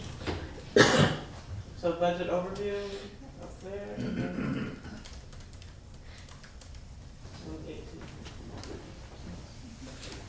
All right, technology plan. Oh, this is, I know we had one for 4 years, and I think it's expired at this point. And another thing that came up in the 1% applications was there's a lot of work being done integrating technology in all kinds of different places. And, but I don't know if, I don't know how the question came up, but the question, well, my question was, are teachers gonna be sharing this? But then somebody else said, well, why are we, how do we know, what are we doing? So I don't know if we have a plan, a new one, if it's been evaluated, but I haven't seen it, so I just wondered. The state has a new plan. They've got it out for feedback now. That feedback ends in October. We, the district technology committee knows they have to create a plan, but we were waiting to get a little more detail on the state plan. And it's actually detailed rather than just a list of things they want you to tell them that you have? No, well, it's more of a framework. Here are some questions that we want to answer as a state, and then they're starting to fill in those answers, and then those same questions we can answer at a district level. So it's different than the report that you have to send in every year for their data? Yeah, that is just this is more, what's the vision? What are we doing now, and what do we want to do with technology? That's done. So we don't need to hear any more report on that or anything? Well, I think it would make sense to come back once the district technology committee has a plan to come back to the boards with a plan. So when would that be from? I'm guessing that won't be till later in the spring. So could we just No, plug it no in in the for state. May 2nd? Then it's on, and we can move it, so we don't forget it. Operational changes, again, I'm not sure who put these out. Is this you, Dave? No, or is we this- did those. Spoon did it. That was about getting agendas and documents ahead of time We did do that. and, yeah. And up on here, we have use of endowment, you had at the very top. That's me, and Yeah. I put it on for next time. Frank was looking at some of the budget things, and there's a lot of money in that line, and he wants to talk about how you want to use it, if you want to start spending some of it. If so, what for? So. I'd like to have a conversation with Frank about that, since we started the Brattleboro School endowment. I think there was not really much of an endowment for the Brattleboro Town Schools. So this is a surprise to me, really, that we have much money in there at all. It was over 100,000. The last I heard about it was like 20,000. So either we're talking about two different funds, It's or? two different funds, because ours is outside of the school. Okay, so we're talking. But I'd love to see So that. I have to look at my calendar. I think Frank is around on September 6th. And then should he also talk about finances, budget, surplus, deficits? Yes, I've got a little bit of information on that. I don't know if you want it now or if you want it. Let's do the last two things here. Okay. Cell phones and budget and food service. So are those topics to put on, or are those topics that people want? The budget and food service, is there a contract up, or why did that come onto that you all wanted to talk about? No one calling? I think it is up next. I remember it came up because they were changing the regulations with something, Lyle, you talked about it at the last meeting. Oh, some food with part. health. They were integrating more healthy things. Oh, yeah, and that's nuts right. The and And we nutrition wanted to know what that stuff. meant for the budget. Thank you, Yeah. Kelly. Yeah. This is the health and wellness policy. Yeah, so Those are two different things. Well, the health and wellness policy has a section in it that we can't sell certain things Right. in school. Right. And then our lunch menu was driven by us. Right. Health and wellness, that's. And we wanted to hear more about what was in there and what you were planning. I think that was what came up, right? So when can we talk about food? Food. How about that September 6th meeting? Is there anything? The And integrated, gonna take too long? the integrated field review and. Oh, that's already on there, so that's not That won't gonna. take us that long. It won't take long. So we could also do the food. Maybe we should have some samples. Go on. Mark was very excited about the bean burrito thing, right? Oh, yeah. It was something that he hated. I forget what it was. Yeah, it was a All right, real- and do we get finances, budget, surplus? That's what I'm gonna. Does that need to be on the plan? Frank will give you more detail after they finish the audits. So didn't we have an idea that we'd asked David a couple of years ago for Frank to be every quarter or something, or Frank? Yeah, to do a quarterly budget status. But the thing I asked for with this was that, I mean, it's with the auditors, it's August, so it's with the auditors. So we have, even though they haven't finished it, we have, you know, all the bills are in and been paid, so we should have some sense of what we have for surplus, and I just like to see where this, you know, how the spending matched the budget. But I was that we thinking of passed. putting it in on the calendar that we would hear on a regular basis for Frank, so it's not a surprise that we don't have to think about it. So if we wanted 2 times a year, do we want to pick some dates so that we have some rough ideas? Well, when is it? July, so August, September, October, so maybe in November and then 3 November. months later? Or no, actually later in the year would be better because we're closer to. How about we do understanding. December 6th? 1, because it's empty, and 2, because we're going to look at budgets around that time anyway. Yes, or no, are you guys administrators already? Well, the quarter ends at the end of December, so. End of December? Yeah, but it doesn't matter if it's the end of the quarter, it's just what's the stat, yeah. You can just give us So the yeah, stat. December 6th. So maybe if That'd we be could put on financial, current budget standpoints. And then cell phones is still on here. Did we want to put the budget though? Oh, for budget later, for the second time, one? sorry, second Yeah. time on the budget. Well, let me go back to the budget again. We gotta find a second. Oh, okay. Yeah, we want to do it in the spring Right, as yeah. well. So let's, Well, March would be the end of the budget. what about April 18th? That's spring break. Oh, isn't yeah. it? Yes, yeah, How about April 4th with the continuous improvement plan? I don't think Yeah, it shouldn't take that long. no, it's just we don't even have to talk about it. It's just- Who else wanted to say something else on the budget, and then we're going to the cell phone? I just wanted the end of this year's budget, I wanted to see the whole thing, you know, all the lines, all the numbers, in the same format as the town meeting thing, so we can look at. So the how it auditors might- Start Monday morning. The auditors start Monday morning, so Frank said that definitely by the end of September and possibly Oh, great. he will. So put that year-end review later, not September 6th, October 4th. That's the short meeting.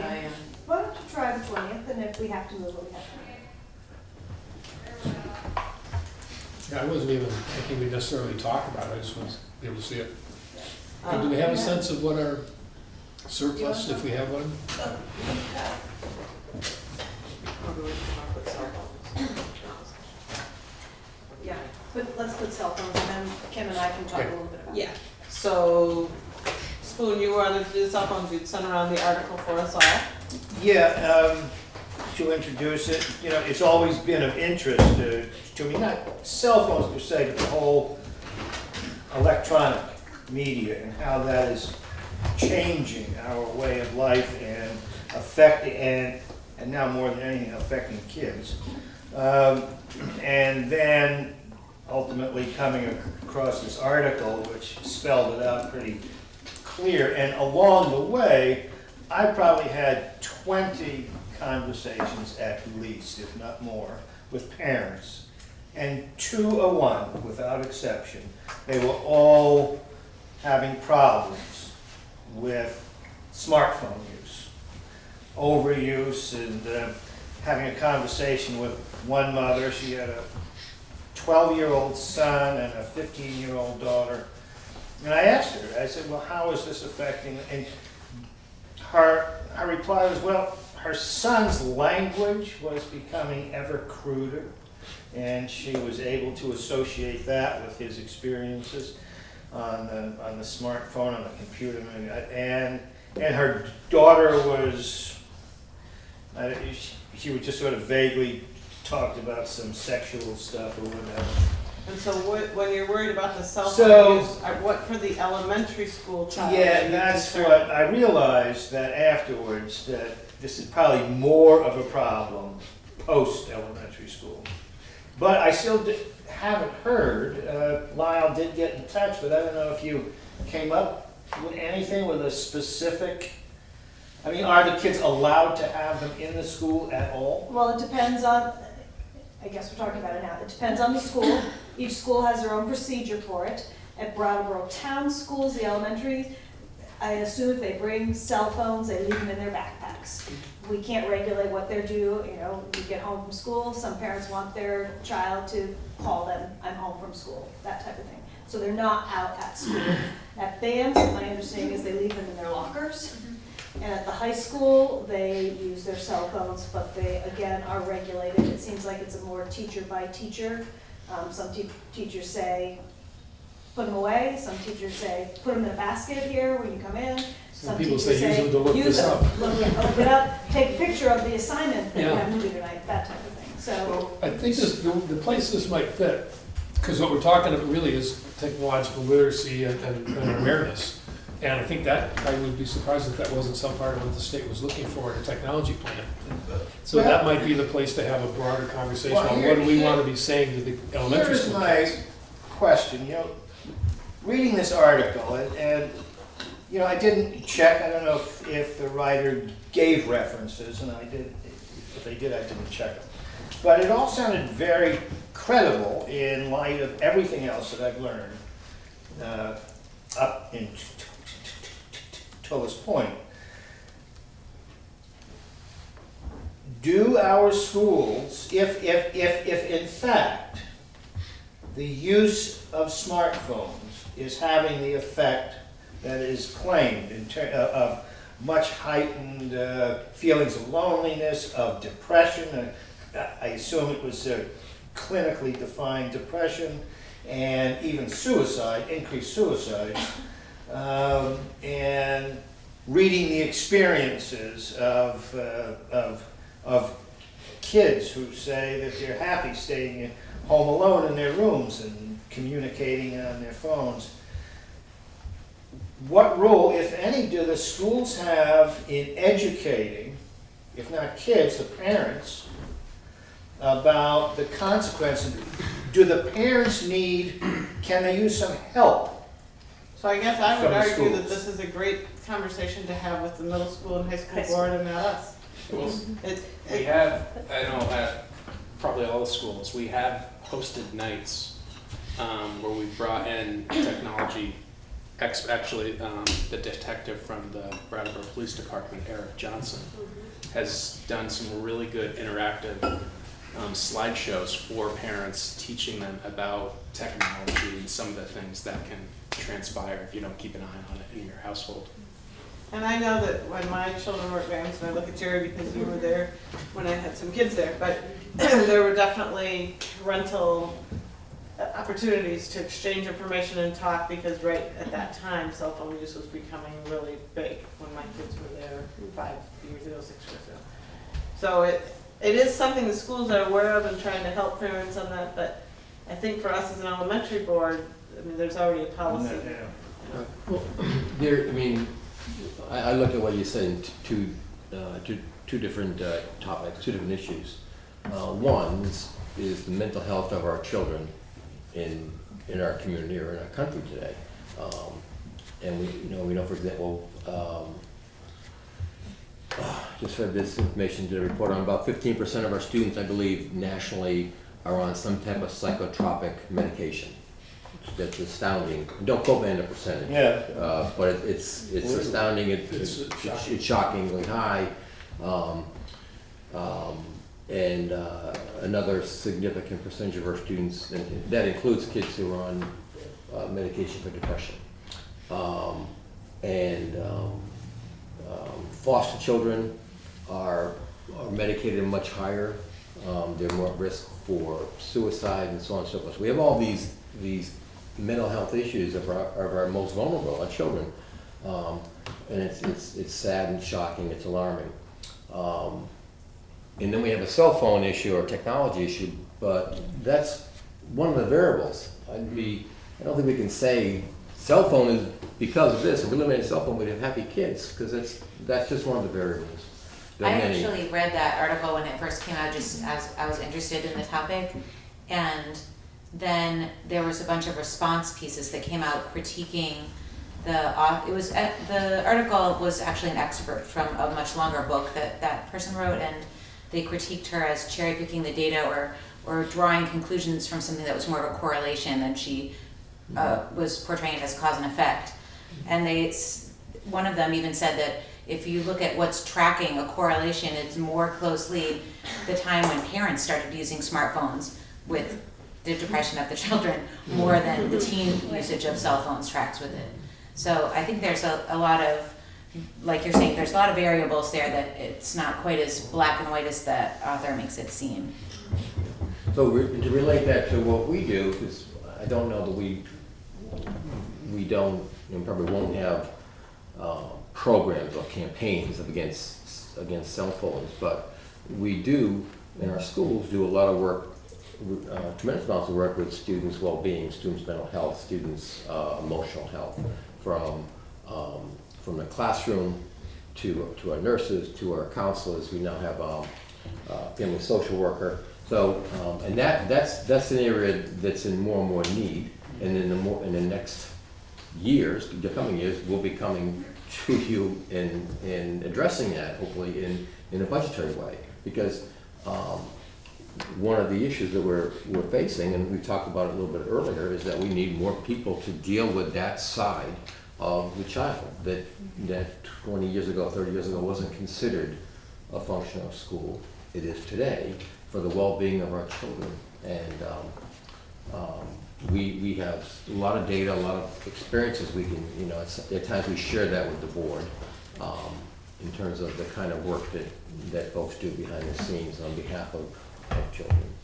So that also leads me back to what we talked about at the beginning, where we planned out the calendar now. I'm not forgetting, I don't have it highlighted, we need to come back to the budget. But any goals that we want to take out of this as well. And Andy's kind of alluding to one that was one of ours that we talked about last year, it was a goal that we came up with in August of making sure we were looking at the societal needs and making sure we were kind of doing wraparound services as much as we could for the students that needed the most support. And that's where we looked at the budget and put in money for the social worker position that wasn't there before. And that kind of, to me, leads us to, okay, a very nice line of need, board identification in conjunction with the administrators of the way to do it, making it a goal, finding how to achieve that. Not that we're going to solve everything with that, but at least we felt like we put resources where they need to be. Which to me is exactly where the board should be functioning. And listening to the needs from the administrators, working with the administrators and figuring it out. Do the administrators have things you'd like us to consider as goals? Do the board members have goal ideas for this year? We don't have to have 25, but at least one we ought to have.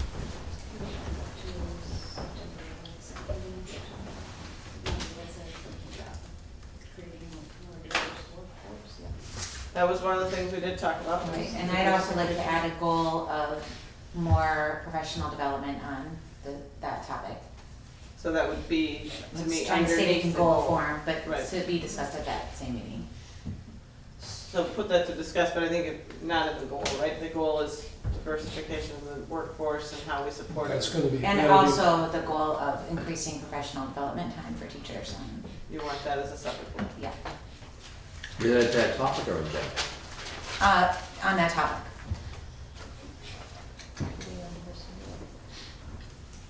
Yeah, I mean, I know that there's only so many hours that the teachers have. So my goal was for more of the professional development hours that they have to be devoted than the current amount to be devoted to some kind of anti-bias or social justice or diversity, equity training. I mean, there's some people in our community who that's their whole profession is providing this sort of training to schools, and I know that Michaela could give references to them if it was something that was beyond her amount of hours that she had,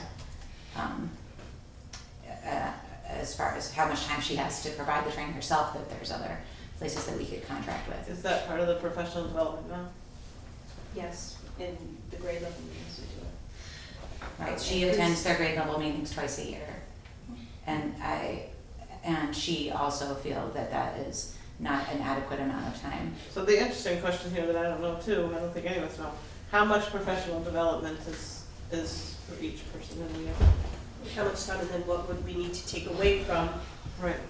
It's pretty hard to quantify it. I mean, we have 2 full-day grade level meetings for all K to 6, but then probably at least 1 faculty meeting a month is focused on some type of learning, professional learning for teachers.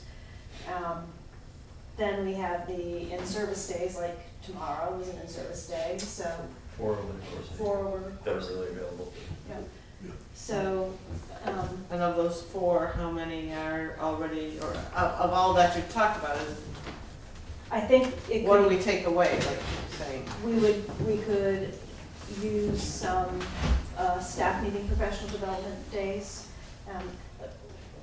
Some teachers have been able to use Michaela to sit down and do planning and co-teach units. That's a professional development. It's not full staff, but it's certainly looking at the materials that a person has used teaching a unit in the past, and how do we change those to really target so that they are, we're looking at equity, we're looking at diversity, we're looking at a lot of different things. I think we need to talk about it and find out what's going on and get more information about what's available, and then figure out how much of a priority it is for us. Because it's not just about, maybe spending a whole day on professional development. I don't know that there are any programs to deal with implicit bias or systemic bias, or I can't even think of the other things that there are to learn. But I think it's a training that we should participate in too, and I think maybe we should do it first so that we have a sense of what really it's about and what's important. I know that Yeah, just I think that that's day I a- spent in that's a Montpelier really good idea. in that gender affirming workshop, I had no idea how much I didn't know.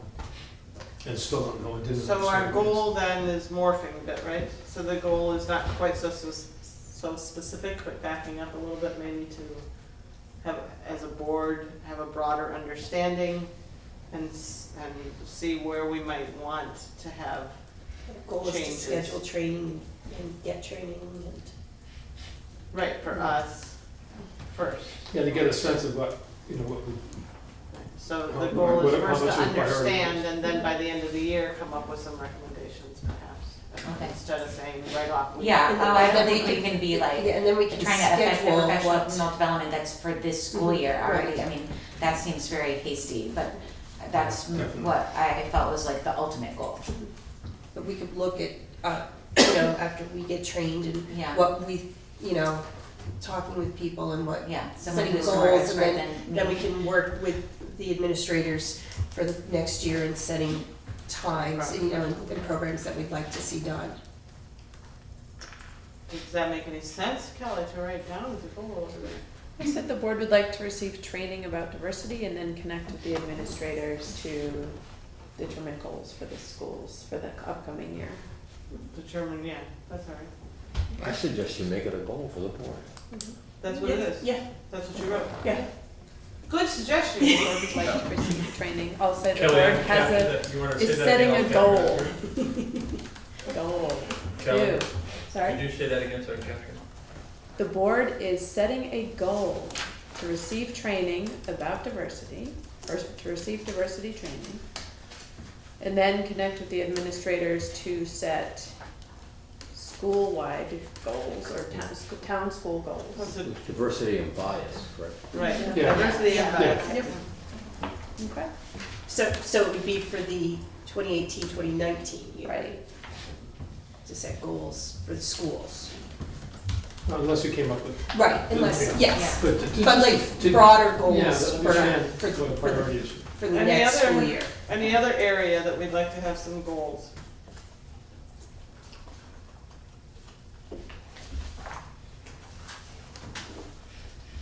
Be in the schools more? For the board, for the board to actually be Yeah. physically in the schools more? Be able to do visits in a while. I'm sure we haven't attended any staff meetings or anything else. I think that's a really good goal. Well, then I think you should put on there that you all have to walk the tulip trot with. Yep. It's always a Yeah, market, nice farmer's finish. market day. Yeah. But maybe a start would be if possible, to go to one of the first day, opening day Actually, they all start on the same day, but Tuesday. is your day different? The way it was described, it sounded a little different. We wouldn't all be able to go. We still have a half day. We have a family celebration day, so we invite families to stay for the morning. And we start out with all schools sing, and then kids go, students go to the classrooms, and then we have family workshops. We have about 5 workshops in 2 different sessions that families can choose from to go anywhere from understanding, academic support to some parenting things a little bit when we're teaching parents about ages and stages and mindfulness for parents and the music program, just a variety of things that they can choose from. So I like this goal, because I'm supporting that. The idea just of, maybe we make it each a personal goal, whatever seems right, but that we get into the schools X amount of time. Robin's? I'll be there, quite a bit. Check that Well, one and I off. think, so your goal is to stay home. Stay home, yeah, you get the And I think throughout the year in our principal reports, we do a good job of keeping you guys informed on upcoming events and things that are happening. Yeah, and So I that write would them be a down good every month opportunity and then to- I don't yeah. go. I put an arrow and a star and then I don't look at it again. I've tried to make sure I get every year to one thing, at least with the other schools. This will be my first year not bugging Andy on a regular basis. Oh. Then I can see you, right? All right, any other goals? I'm still kind of coming back to that, supporting the child all the way around is what we're looking at. An update on the program, the position that we created and the programming changes. Yeah, I think that was really effective last year, the social worker update, I'd like to hear that again. The social worker and the counselors from the other 2 schools, how they're working together. And maybe invite Like when? the counselor and the nurses from the surrounding elementary schools to come for that and get a sense of what we're doing. So when would that make sense? Sometime in the spring or earlier? I'm kind of running out of space. It might have to be the spring by default.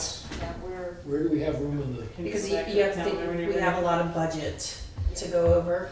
January will be a. March 7th. March 7th, because then if we want to pull anything, if we get all excited, we want to Yes, have it for the And we'll have Tell another me year today. another year of experience with it too, that's We great. want to have a report from the counselors and the social worker. And Andy? Oh, sorry, this is unrelated. I'm waiting until you're done. And On invite the community other, engagement? invite the surrounding schools. Sort of community engagement. No, efforts and with other, plus other schools in the district. Don't the nurses work with? It's a report on like the well-being of the kids at the school. That, I think the community engagement piece was a separate thing. Yeah. Yeah, if we hear from them, something like last year we heard, then we wanted them to come speak, or we at least referenced it in the stuff we gave in our I was presentation. actually thinking about more of a report on how it's going and how effective it is and where do we need to tune it. Maybe how things have improved or what things we still need to work on and they need help with. Yeah, lessons learned that others could benefit from. And then I still have a goal of understanding, having a plan for pre-K as we expand it out. That's probably my biggest concern. How we're expanding pre-K, how it goes there with Oak Grove, but then when do we plan to get to Academy? When do we plan to get to Green Street? How much money do we need to put in the budget? What do we need for space? How do we make that work? And how are we determining which kids are going where and how Is the we're goal interacting? for all kindergartners to receive the free full-day pre-K eventually? Well, so that's part of the goal is to have a plan. Okay, so That not would be sure a yet. good question in the Okay. plan. Gradually, I think in terms of the whole state, we'd like to see a universal pre-K program that compensated at professional levels. So This do is we kind of have a in our step calendar, along the did way. we put something in there much about pre-K yet? Yeah, Yeah. back January 3rd. So January 3rd, so we'll see how we are. What is the long-term outlook for pre-K? That sounds like. So we'll be talking about it more there. Good times, the legislature's getting started, so we can start lobbying it too. Andy, you had your comments before? Well, it was a goal for the board. I love creating work for you guys. Yeah, See, we're I see it. flipping the tables. It's the only meeting you get to do it. Well, it was, earlier in the meeting, we talked about employee retention, and, which is important. You know, we hate to lose good people. And it made me think, you know, that when we hire teachers, for example, ultimately, you guys hire them. We say, well, we recommend to the board that you be hired, and the board does that. But we hire a new teacher, they have no idea who you are, who the board is, what the board is. So thought occurred to me that it'd be nice for the board to welcome all new teachers with some type of letter or something, or card welcoming them to. How about a drink? Or even a meet and greet. A meet and greet at night. Well, or how about we actually go to the staff meetings again, like we've done with, not since you've been on the board. Yeah, that's the only, I know we'll have they- to work my schedule, But, that's the only. but in the past, we've done that, and then we've, a couple board members to each school. And that way we met everybody in the school, and it got us into the school, and we just observed, and we're at a staff meeting. So Maybe maybe, to welcome the person on behalf of the rest of the board, welcome the new teachers. well, we can And welcome maybe them talk and get about to the know the goals ones that are there now. Yeah. I always feel like I know the ones in my own child's school, but not all the rest of them as well. So that could be part of goal number 1, was it, that was, or 2 that David had, that was getting To be into in the schools yeah. more? Get into the schools more and And welcome, attend, particularly to welcome the new teachers. particularly to welcome and attend staff meetings. So perhaps in September already, you can tell us about your staff meeting dates, and maybe we could try to Maybe we do can try that and pick some relatively dates. early. Yeah. Last time we went, it was cold, snowy, I remember. So if we did it earlier. I can't remember that. Any other goals that we want to gather, or I'm going to move us on? Moving us on now, what you had to put off, the finances and. So we want to, this also goes with the finance committee and committee reports and updates, so. I met with Frank before I came today. He has said that you will be running a surplus, about 1%. This is due to special ed being favorable, an increase in Medicaid, and the energy grant brought in about 83,000. That was the expected grant, but we couldn't tell people that it was a guarantee, right? Correct, yeah. And that's, he thinks that as time goes on, that will continue or increase. It's a little bit too early to know the consequences of the changes in the health insurance. Are there specific changes ever determined? We're supposed to get a Yes. report from the state on how much it's gonna cost Yes. every district. And it's going to cost Brattleboro Town $92,723. So our surplus is So your surplus No, will so- certainly cover it. But yes, that's part of what's going on. Is that true for the other towns? I don't know what their surplus is in the other towns. Because they don't have much surplus, I just wondered if their insurance. So the budget's not as big either. Yeah, exactly. You're good word. So Frank said that once the audit is done, he will be able to give you more complete numbers, but right now he's feeling like Brattleboro Town's in good shape. And then. Yeah, I mean, in just reiterating what Lyle said, I mean, I know we have what Frank had given us at the meeting. It's very it's not complete, you know, and it's not list by list, which David wants. And you're welcome to look at it, David. But this is the SU? Yes, I mean, I know like the special ed surplus ended up being, it's okay to say the total. It's $794,424 surplus for special ed. But this is on the SU level. The SU level, which, you know, Which is where it is. gets, you know, portioned out to all of the schools. And But, I mean, that's a fairly large chunk of money based on what they're able to do with special ed and share teachers and share resources. But, yeah, I mean, Frank was very happy with that we were able to have a surplus this year. Was there an executive committee update too? No, No, wait, okay, sorry. all right. I didn't know what I'm looking at. I know that we're gonna talk about it at the SU meeting and what the SU board wants to do going forward, either making the finance committee more of an executive committee to take care of any type of personnel to review contracts, and then if there are any type of ethics issues that we need to be handled. Hopefully we don't, and that would be a moot point, but that would be something that the entire SU board would have to decide. Ethics of having an executive committee? No, the executive committee, like last year, the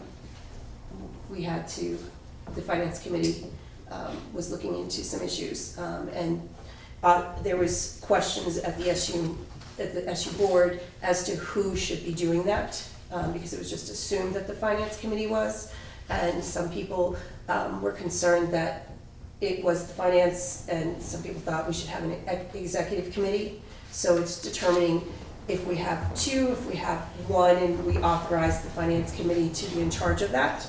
But we just didn't want to assume that. We wanted that to be authorized. So I guess we're kind of on to committee reports. Is there anything more from diversity? No. Okay. And how about energy committee? David, you're still that? Energy? Yeah, but we haven't There's had nothing. any reason to meet. And policy council. Who is on policy council right now? David, yes, that's right. We haven't met Right. this summer. Okay. We've been approving jobs by email. How about administrative reports? You guys get to talk. You've been so quiet since on this meeting in comparison. Who wants first? Andy, Mark, Deb. I can start. So we are in the throes of, this is our second week in pre-service training every year. We actually stop program operations and we do 2 weeks of onboarding and really dosing staff with lots of information. Our kickoff was last Monday, and we had a staff retreat day at Lake Maury. We had a keynote speaker in the morning who talked about wellness and about balancing stress, really self-checking and taking good care of yourself so that you can take good care of our children. And in the afternoon, we had activities, team building activities set up and wellness activities for the staff. So we had a painting class and we had a Reiki session and a massage session, and staff did walks around the lake and that kind of thing. And we did that, we went to Lake Maury last year, and I think the year before, the focus was a little different. It was much more concentrated around team development, but we were really feeling this year that staff have just really given of themselves, so much so that they were really kind of stretched, and we wanted an opportunity to help them rebuild and re-energize. And it worked, because now we're in our second week of day-long trainings, and we are also actively hiring. We still have staff vacancies, but we are every day interviewing. We created a new position downstairs. The administrative assistant position is coupled with an IT assistant, so that when we kick off our website in the middle of September, we will have a person at the helm who can really keep that going. And we want to get our Facebook page much more attractive and just really do a whole lot more with social media and looking at the generation divide. That was one of the issues that we pulled out of our springtime community assessment, is that we are not responding to the younger generation, the families, the parents who we're serving, and speaking their language with technology and social media. So we're beginning to look at ways to do that. And using the smartphone to do that, actually, and sending pictures of this is what your child is doing right now, you know, that kind of thing. So, and we've been working with Jerry very diligently to get our classroom, pre-K classroom up and going. The classroom is beautiful, really beautiful. We're enrolling children and we have our staff hired, so we're just waiting on the licensing at this point. Mark? Okay. Well, it's been a busy summer at Green Street School. It's basically been a construction zone. The boiler project has been massive, and it's ongoing. Just 2 days ago, we had our old oil tank removed, which was a massive hole in the back of our parking lot. We actually had some kids coming to visit the school who are students at Green Street. And I told them we were putting a pool in it. So that Underground parking. Yeah. So at this point, the vents, the majority of the vents have not been delivered yet. They're expecting them the end of August. So throughout the first month of the school year, we'll have to manage how that works, but there will be some work continuing. So that project will not be over probably until the beginning of October, but I'll keep you up to date on how. So if we needed heat up until then, too bad. Right. Yeah. Let's hope on global warming. Yeah. And then we've got some other projects completed. The retaining wall behind the school garden is completed. Looks really good. We're going to be adding some landscaping up there. If you remember from our December board meetings at Green Street, it's very dark in the library. So we updated the lighting with LED lighting, and I think it's going to make a big difference this year in terms of a learning space for students. And then beginning of the year activities for staff. Starting today, there's an enhanced core reading instruction training conducted by Brian Bittner. And that is a 2-day training today and tomorrow for kindergarten through second grade teachers. Tomorrow we'll be doing some in-house math training with the 3rd through 6th grade staff. I brought a template of what the work we'll be doing in-house, and that was designed by our leadership team to give you a sense of the work that we're doing. And especially if you're thinking of visiting in September, we'll be doing follow-ups to it. So this might be a good source of information to have. And then we will be hosting an open house for new families to the school on Monday afternoon from 2 to 3:30. Just an open invitation to all incoming families to Green Street to see the school, get a tour, meet their teachers, meet the staff. We'll have some light refreshments available, but just a way to welcome them to the community. And then Tuesday we'll be ready to roll with the first full school day.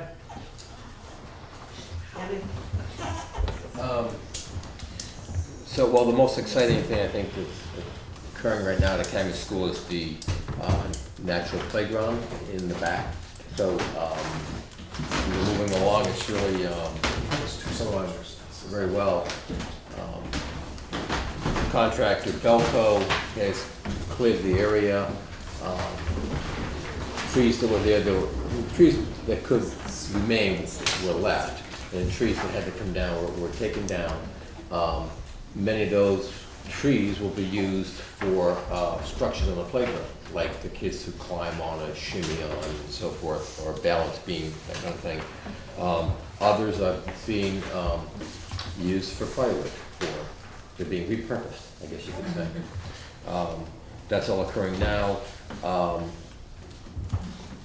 We've gotten donations of boulders, and yes, boulders cost lots of money. Unfortunately, there were no large boulders there that we could use, so we had to asked for donations and so forth. And we've gotten them all free from the town or from various sources, but boulders are very expensive. Moving, that was tricky. They're really, and those people who have them sell them. So typically, you know, for yard features, garden features, and so forth. So anyway, that's all coming along. We're planning a parent community build day to assemble the things that we have on hand at the end of September or early October. We haven't set the date yet because we have to line up with various organizations like the playground architect firm and so forth for Saturday, but they'll be announced. We are taking donations. I talked to True Value Hardware today on Putney Road, and they're donating lumber. They're donating 2x6x10 pressure treated lumber for us, which is coming tomorrow. So that's really exciting. More to come on that. In the building, there's been a lot of work as well. A new fire alarm detection system, very similar to the one Green Street did last year, I guess. That's going to be tested tomorrow. We're optimistic everything's going to go according to plan. Other things in the building, interesting though, but we keep finding places to repurpose as spaces we can use with students because we don't have enough space. And so over the summer, we took the librarian's office and we're using that now as a special ed testing room and conference room. Our special ed, we had no room. Special ed teachers would have a confidential meeting with a parent in the special ed room, which is used by 4 teachers. So if one teacher had a meeting and the other 3 teachers were there with students, there was a confidentiality issue. Oftentimes we had to cancel or move the special educator out with the students, and that's really not acceptable either. So we took over Eileen Parks' office, changed that around quite a bit, and that will be used for special ed and our Spanish teacher as an office for her.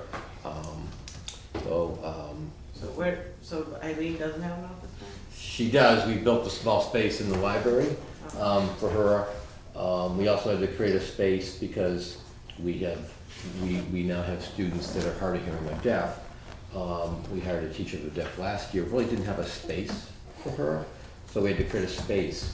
We have no classrooms, so we've been trying to construct spaces that were suitable and appropriate for her to have.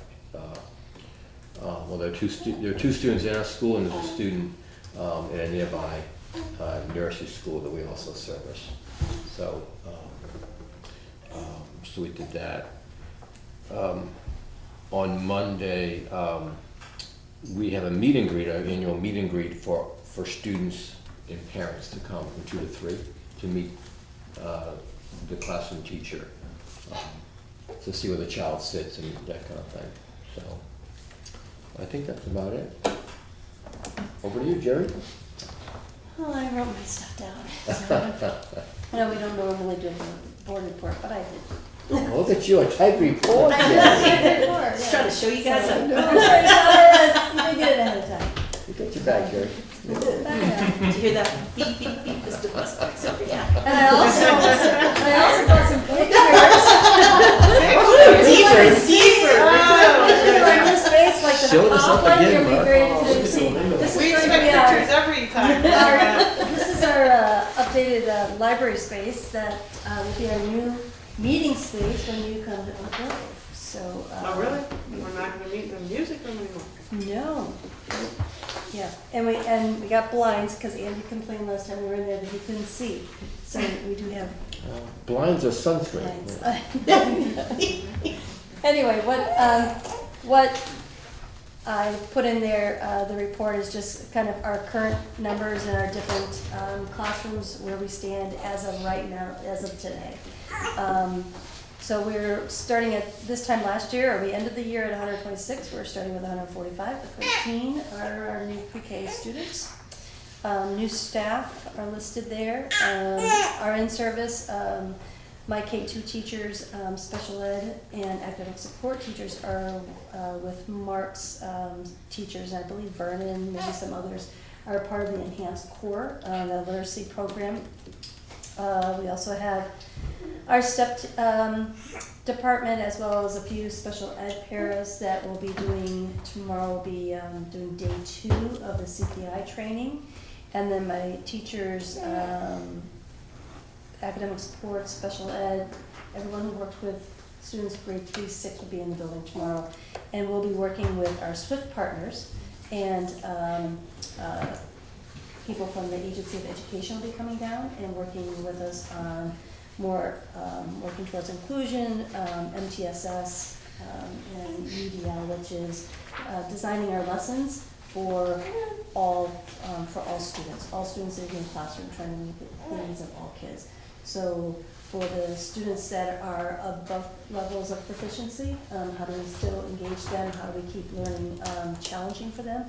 And those students that are not proficient, what do we need to provide for them in terms of supports and possible modifications in their work, so that again we try to have everybody there in the classroom. So great work that's going to be starting tomorrow, and it will be part of our ongoing work as this is our year 2 of working with SWIFT. Upcoming family events, so if you want to come, there they are. There are the dates, 29th, 8:10, that's the first bell, till 11:30. And then our open house is Thursday, September 21st. Few summer projects, pre-K, we had a lot of moving, first of all, so because where the pre-K classroom is located is where the kindergarten used to be. So as soon as you move kindergarten into this classroom, whatever was in that classroom had to get moved in that classroom. So there was a lot of moving around for that. But in the pre-K classroom, there's new tile, carpet, cubbies were originally in one part of the classroom, and we blew them out and we put them on the other because all families will be bringing their student in, their pre-K child in from the playground side, and so we wanted the cubbies right there by the door. So Greg Foss built all of those from scratch by hand. Our state inspection was there yesterday. All went well. We had also a fire inspection, so we have to put a CO2 detector in there, and that was happening when I was leaving today, so I'm sure that's done. I'm just waiting on one more form, state form. Few things with kindergarten, library you'll see, again, that was a whole brand new space. We kind of took the 2 spaces of library, we flip-flopped them. There was a smaller teaching space, and then all the books were in the main part, and so we kind of flip-flopped them around. Books are in both places, but I think it really looks beautiful, and it was just ready for the picture because we're having. So it has one of those. Has a big screen. We moved that screen from the smaller teaching space and put it into the new open. So when we all have stuff that needs to be presented. We will, yep. We got it when we're at Oak Grove. That's right, yeah, so it's really, yeah, it'll be really nice. We'll have our faculty meetings in there, and we'll be able to have our board meetings in there, so you're very welcome. So anyway, that's new security cameras. We have 9 new cameras. We felt that we had wiring at one point. They did wiring around the building, but they still only had one camera in the front of the building, and that was really, it was not very efficient at all. You somebody would beep, and then you kind of look and say, oh, but then you let them in, so I don't know where they are, we let them in. And none of the other cameras were ever put in, so they had to do a whole new wiring system. So we have 7 exterior and 2 on the interior. So yeah, it's great. A lot of new carpet. Lots of busy stuff that's happening. You know, next year I believe we're scheduled to have our fire panel replaced, and probably some other. I'll be talking about our roof. And then insulation that goes along with the roof for next year. Thanks, Jerry. Lyle, do you have more? I don't have more than what I could use. All right, so now, folks, we're almost there. Entering the final thing. We have unfinished business of Act 46. Perhaps this can be quick. Alternative subcommittee, just that, I think by the time we all got done talking last time, we were not crystal clear, and David was moving ahead and asking me, and I said, you know, I'm not clear enough, We so. didn't decide what Right. we would do after, or how we would do it. Just that we So, would start. just to, we thought it was good to bring it back to the full board to have one more discussion, and so David, maybe tell us what you were thinking, and I thought there were two ways to go about it. One was just to ask Dummerston if we'd come to their meeting, and then see about inviting the other schools, and the other was just to invite send a doodle poll out and invite schools to send representatives for some time in the week schedule. But those are the only things that came to my mind, not that they're either of them. so you haven't gone to meet yet with Dummerston, they haven't met? No. They haven't met, or you didn't? Oh, get they've there? met, yeah. Oh. They have, in fact, they meet every week or more. Okay, Yeah, I thought they met fairly Oh, regularly. that's a lot of meetings. That's a lot of meetings. Yeah. Oh, they're going into great town. Great enthusiasm. So, does the board have a feeling on which way, as David's presenting the two ways, that this board should proceed? Just go over and meet with Dummerston and see what Dummerston's doing, or should our board be taking a leading role in asking other communities if they want to come and join and talk about alternative structures in case the merger doesn't get voted through? I mean, I think we should check with Dummerston to see if we can join. I mean, I think that's. Yeah, that seems right. That seems more of a fluid transition, because they've been talking about it, and they, yes.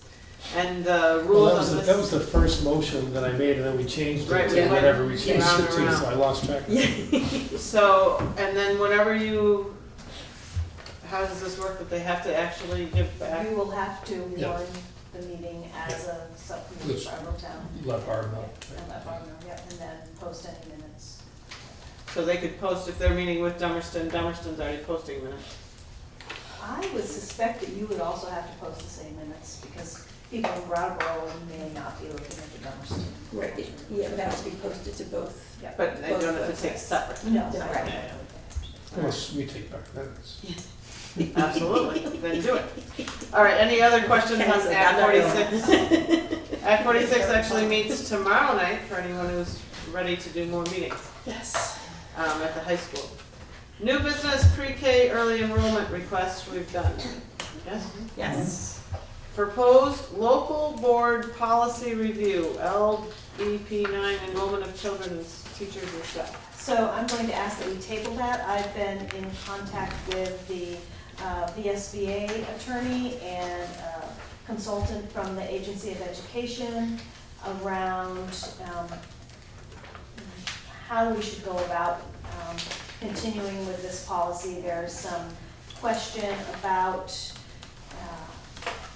if it's a benefit for employees that work here, if the employees that work here have to ask their own town where they be coming from to pay the half tuition. So there's still a lot of questions out there. So. Oh, you're talking about the children of teachers who don't live in Brattleboro? Correct. Okay. Right. So, So if still a left. teacher that lives in Guilford, works in Brattleboro, wants to bring their child to the same school that they're working, That's Or what about allowed? if they live in New Hampshire? same thing, Okay. Is it allowed right now? No. yes, Oh, it- yes. But there's some question that it's not legal. not. Well, it's allowed for half. Usually, in fact, town, the board approves it for half the tuition. So they have to, the teacher family has to pay half the tuition. Right. Yes, and that's the question that the attorney's looking into. Do we have a situation like this right now, that's why we're looking at this, or is We've this a had policy? requests now from a Brattleboro Town teacher, who works in Brattleboro Town, does not live in Brattleboro Town. We've had a request for teachers that work in Putney, teachers that work in Guilford. We're trying to ensure that whatever we're asking of at one school, we're asking of all the schools. However, the attorney for the School Boards Association thinks that it is not legal for us to be charging parents to send their children to public school. And so that's what they're looking at. Fascinating. But if we did merge, we wouldn't have this question anyway.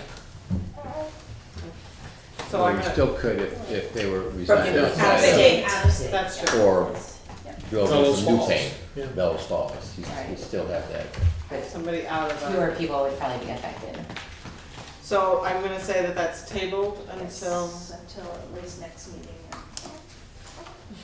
all right, so EES requested carryover? Yep, so you should have received something from Brenda a few weeks ago, and there are, so the carryover request is for $17,078, and that is carryover from our fiscal year that ended February 28th, 2017. We had, as you saw in the communication, we had allocated money to deal with a new water treatment system out in Westminster. And we went out for bids. We struggled to get a second bidder. Then the bids came in close to $50,000, which was well over our planned budget. Some design tweaks were made, and working with the contractors, we were able to get the price down to $40,000, and we awarded the contract in early February. Now our fiscal year ends February 28th. We tried to get as much of the project done as we could in February, but it required a specialized control panel, and we didn't receive that until March. So the cost of that panel, the installation of the panel, and the system testing were all delayed until the current fiscal year. The other half of the money that we were holding was to pay for a new play structure for the Early Head Start, the second classroom now that we established in Westminster. So we, now that the books are closed, we can officially ask that we carry over that $17,000 to pay for these costs that have now incurred in the new fiscal year. Do we need to act on that? I thought we had already approved that. We need your vote in order to actually submit the request. The federal fiscal year ends September 30th, I thought so. we did this last meeting, but I just might have heard about it, so I don't know. Okay, so do we have a motion to that effect? I move that we approve the carryover of unobligated funds from FY17 into FY18. Second it? Any discussion? All in favor? Aye. And the next item on here was EES as well, playground number 2. So, separate pot of money. Here, we were notified in April that the soils in playground 2, which is a couple of buildings over, had unacceptable levels of PAH, and now that's, I think, lead, because we've had asbestos here too. We had to close, and we had to do a cleanup project. And all of that has to do with the fact that we're sitting on the old SD organ factory grounds. So we had to have the top level of dirt removed, we had to put a ground barrier in, and new dirt, and have the new soil tested, and then we had to put in a new ground cover. That was about $8,000. The old wooden fence also had to be disposed of, and we had to replace that at the cost of $4,000. And there was a shed that needed to be replaced for $800. The new material needed for the fall zones, that being the resilient surface under all of the new, or the reused play structures, will cost $2,000. So every year, the federal government, the Head Start money in our regional offices, they have leftover money typically for programs in New England who underspend their money, or perhaps the regional office doesn't spend their full amount of allocated funds. And they encourage us to apply for these one-time funds with any emergency situations that we have. And they actually encouraged us to submit an application to pay for that. So we're asking for your permission to submit a request to in the amount of $14,800 to deal with all of the ramifications, all of the renovations that we had to do here. Okay, so then we need a motion on that as well. Yes? Yes, we did. Dave, are you on the motion making? Let's see. It's your role tonight. Yeah, I just don't know how to phrase it. Would we approve the recommended upgrades to playground number 2 in the Burger Street project? I don't think it's on to submit a request for one-time funds for 14-8 to deal with the renovations of the playground. I see Kelly typing. I'll second that. Speaking of which, we all need to be aware that Kelly would like to not be taking minutes because she is now. So We're working on it. we need to all keep our minds open here and find something. I'm trying to recruit people. Oh, great. I think actually it's great for any teacher who's thinking of It is. going further on like what you were doing. If you have any of those, Mark. The wheels are turning. We need to vote. We have a second or just a Yes, we motion? have a second. So voting, all in favor? Aye. All right, hirings, anything? Are we all completely staffed? Completely, there's some need, there's still that, still. So we just hired today the last teacher, but it's a sub for a maternity leave in first grade. And those positions are particularly difficult because it's not a full year. And people, of course, they don't want to take a job, commit to a job that's only going to be for a portion of the year. And we have 4 para positions that we're very close to filling. But sort of an editorial comment, and to go back to what we were talking about earlier, that applicant pools for teachers are very small. In the last several years, they seem to get smaller each year. Whereas, 6 years ago, 7 years ago, we'd have a first grade position or third grade position. We'd have 125 resumes. Now, we're 6, 8 resumes. Administrative positions, very slim. Even paras, we're having difficulty hiring paras. And sometimes, just a word about paras, sometimes people think, well, para, anyone can do that. I went to school once, I could be a para. But there are requirements. Paras have to have 2 years of college or the equivalent. And obviously teachers need to be licensed. We also get that with teachers. People, for music, for example, well, I love music, I'm in a band, I can teach music. But you may be able to teach music, but you can't do it in a public school because you have to be licensed. So there are significant requirements, which is not related necessarily to why the applicant pools are small, but just it's noteworthy that I think all of us would agree we're struggling with our advertisements. Question. Would you know, Andy, is there a corresponding decline in students going through teacher education programs at the universities? Oh, yes. Yes. And is it tied to the size of the generation? I mean, the actual demographic of the population? Well, I've read a little bit about that, and I have limited expertise with that, but some of what I've read is that students who might come out of college and could be $60,000 to $100,000 in debt are often looking to find something more lucrative. And that's one of the issues that I've read about. I don't know if other people have more information on that. But, we hear all the time about students getting out of college and start with a background in math, for example, and might work in the corporate world and start off with a very high-paying job versus what a teacher might make. So I think that's an issue. Low pay. Low pay, high college debt. And high burnout rate, high stress, very demanding. There's a lot of pressure, you have to think there's, today's society, there's less parenting at home and more having to be done at school and more some parents blaming teachers for things that are not in their control.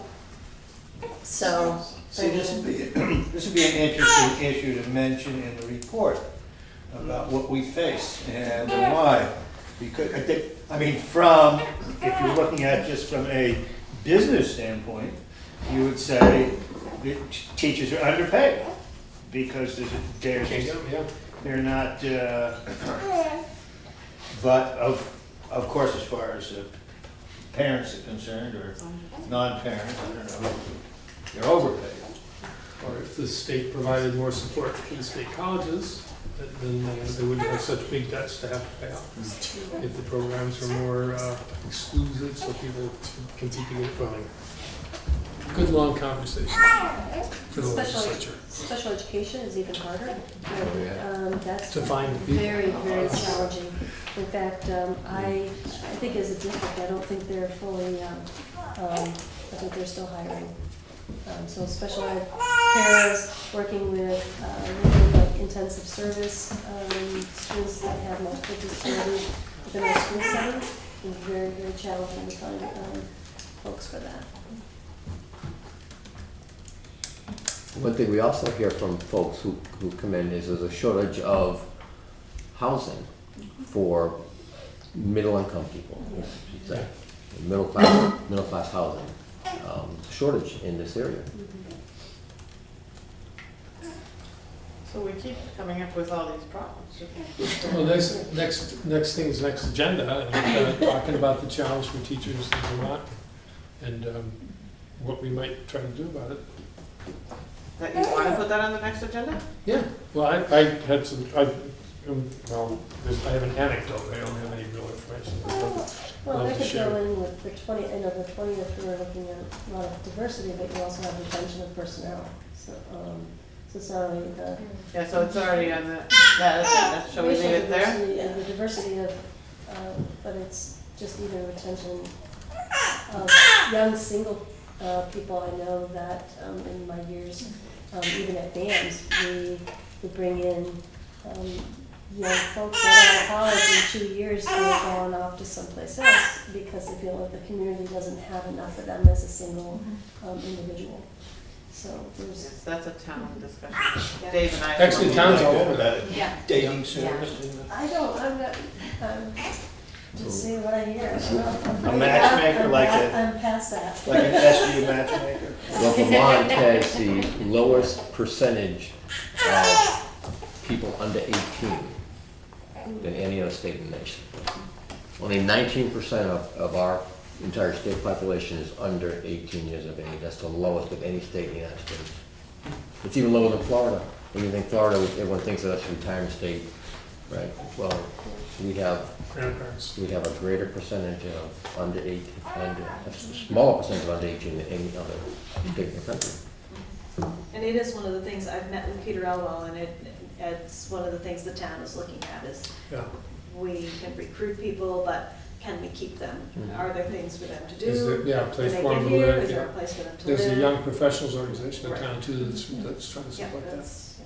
But on the other side, I think it's pretty, at least I've always heard this, and my friends have always said it, that it's pretty well received as a great place to raise a family. Yeah. I think it's that age when you first move here.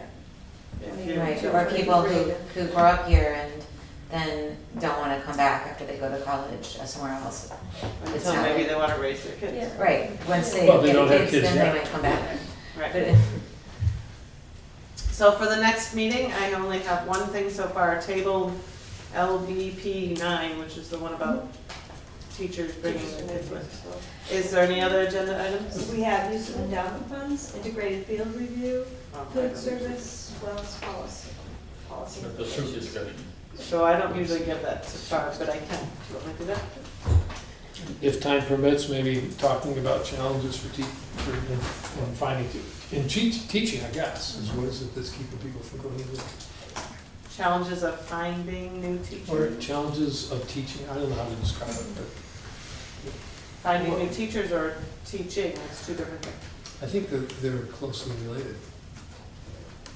What else is on Teacher the board? shortage, I mean, just Yeah, I Just think that's framing it really as some of that.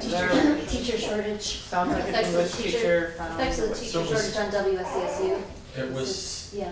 suggested that that be included in retention of personnel, including pay, housing, amenities. Well, the retention of personnel, I'm not sure where the housing and amenities language came from. Did I say I that? put that in. I thought people were saying they wanted the discussion. I was talking about retaining personnel of color. So if we hire people, do they stay? Or do they feel like this wasn't the right fit for them and leave? So I wasn't meaning overall retention of personnel, but just of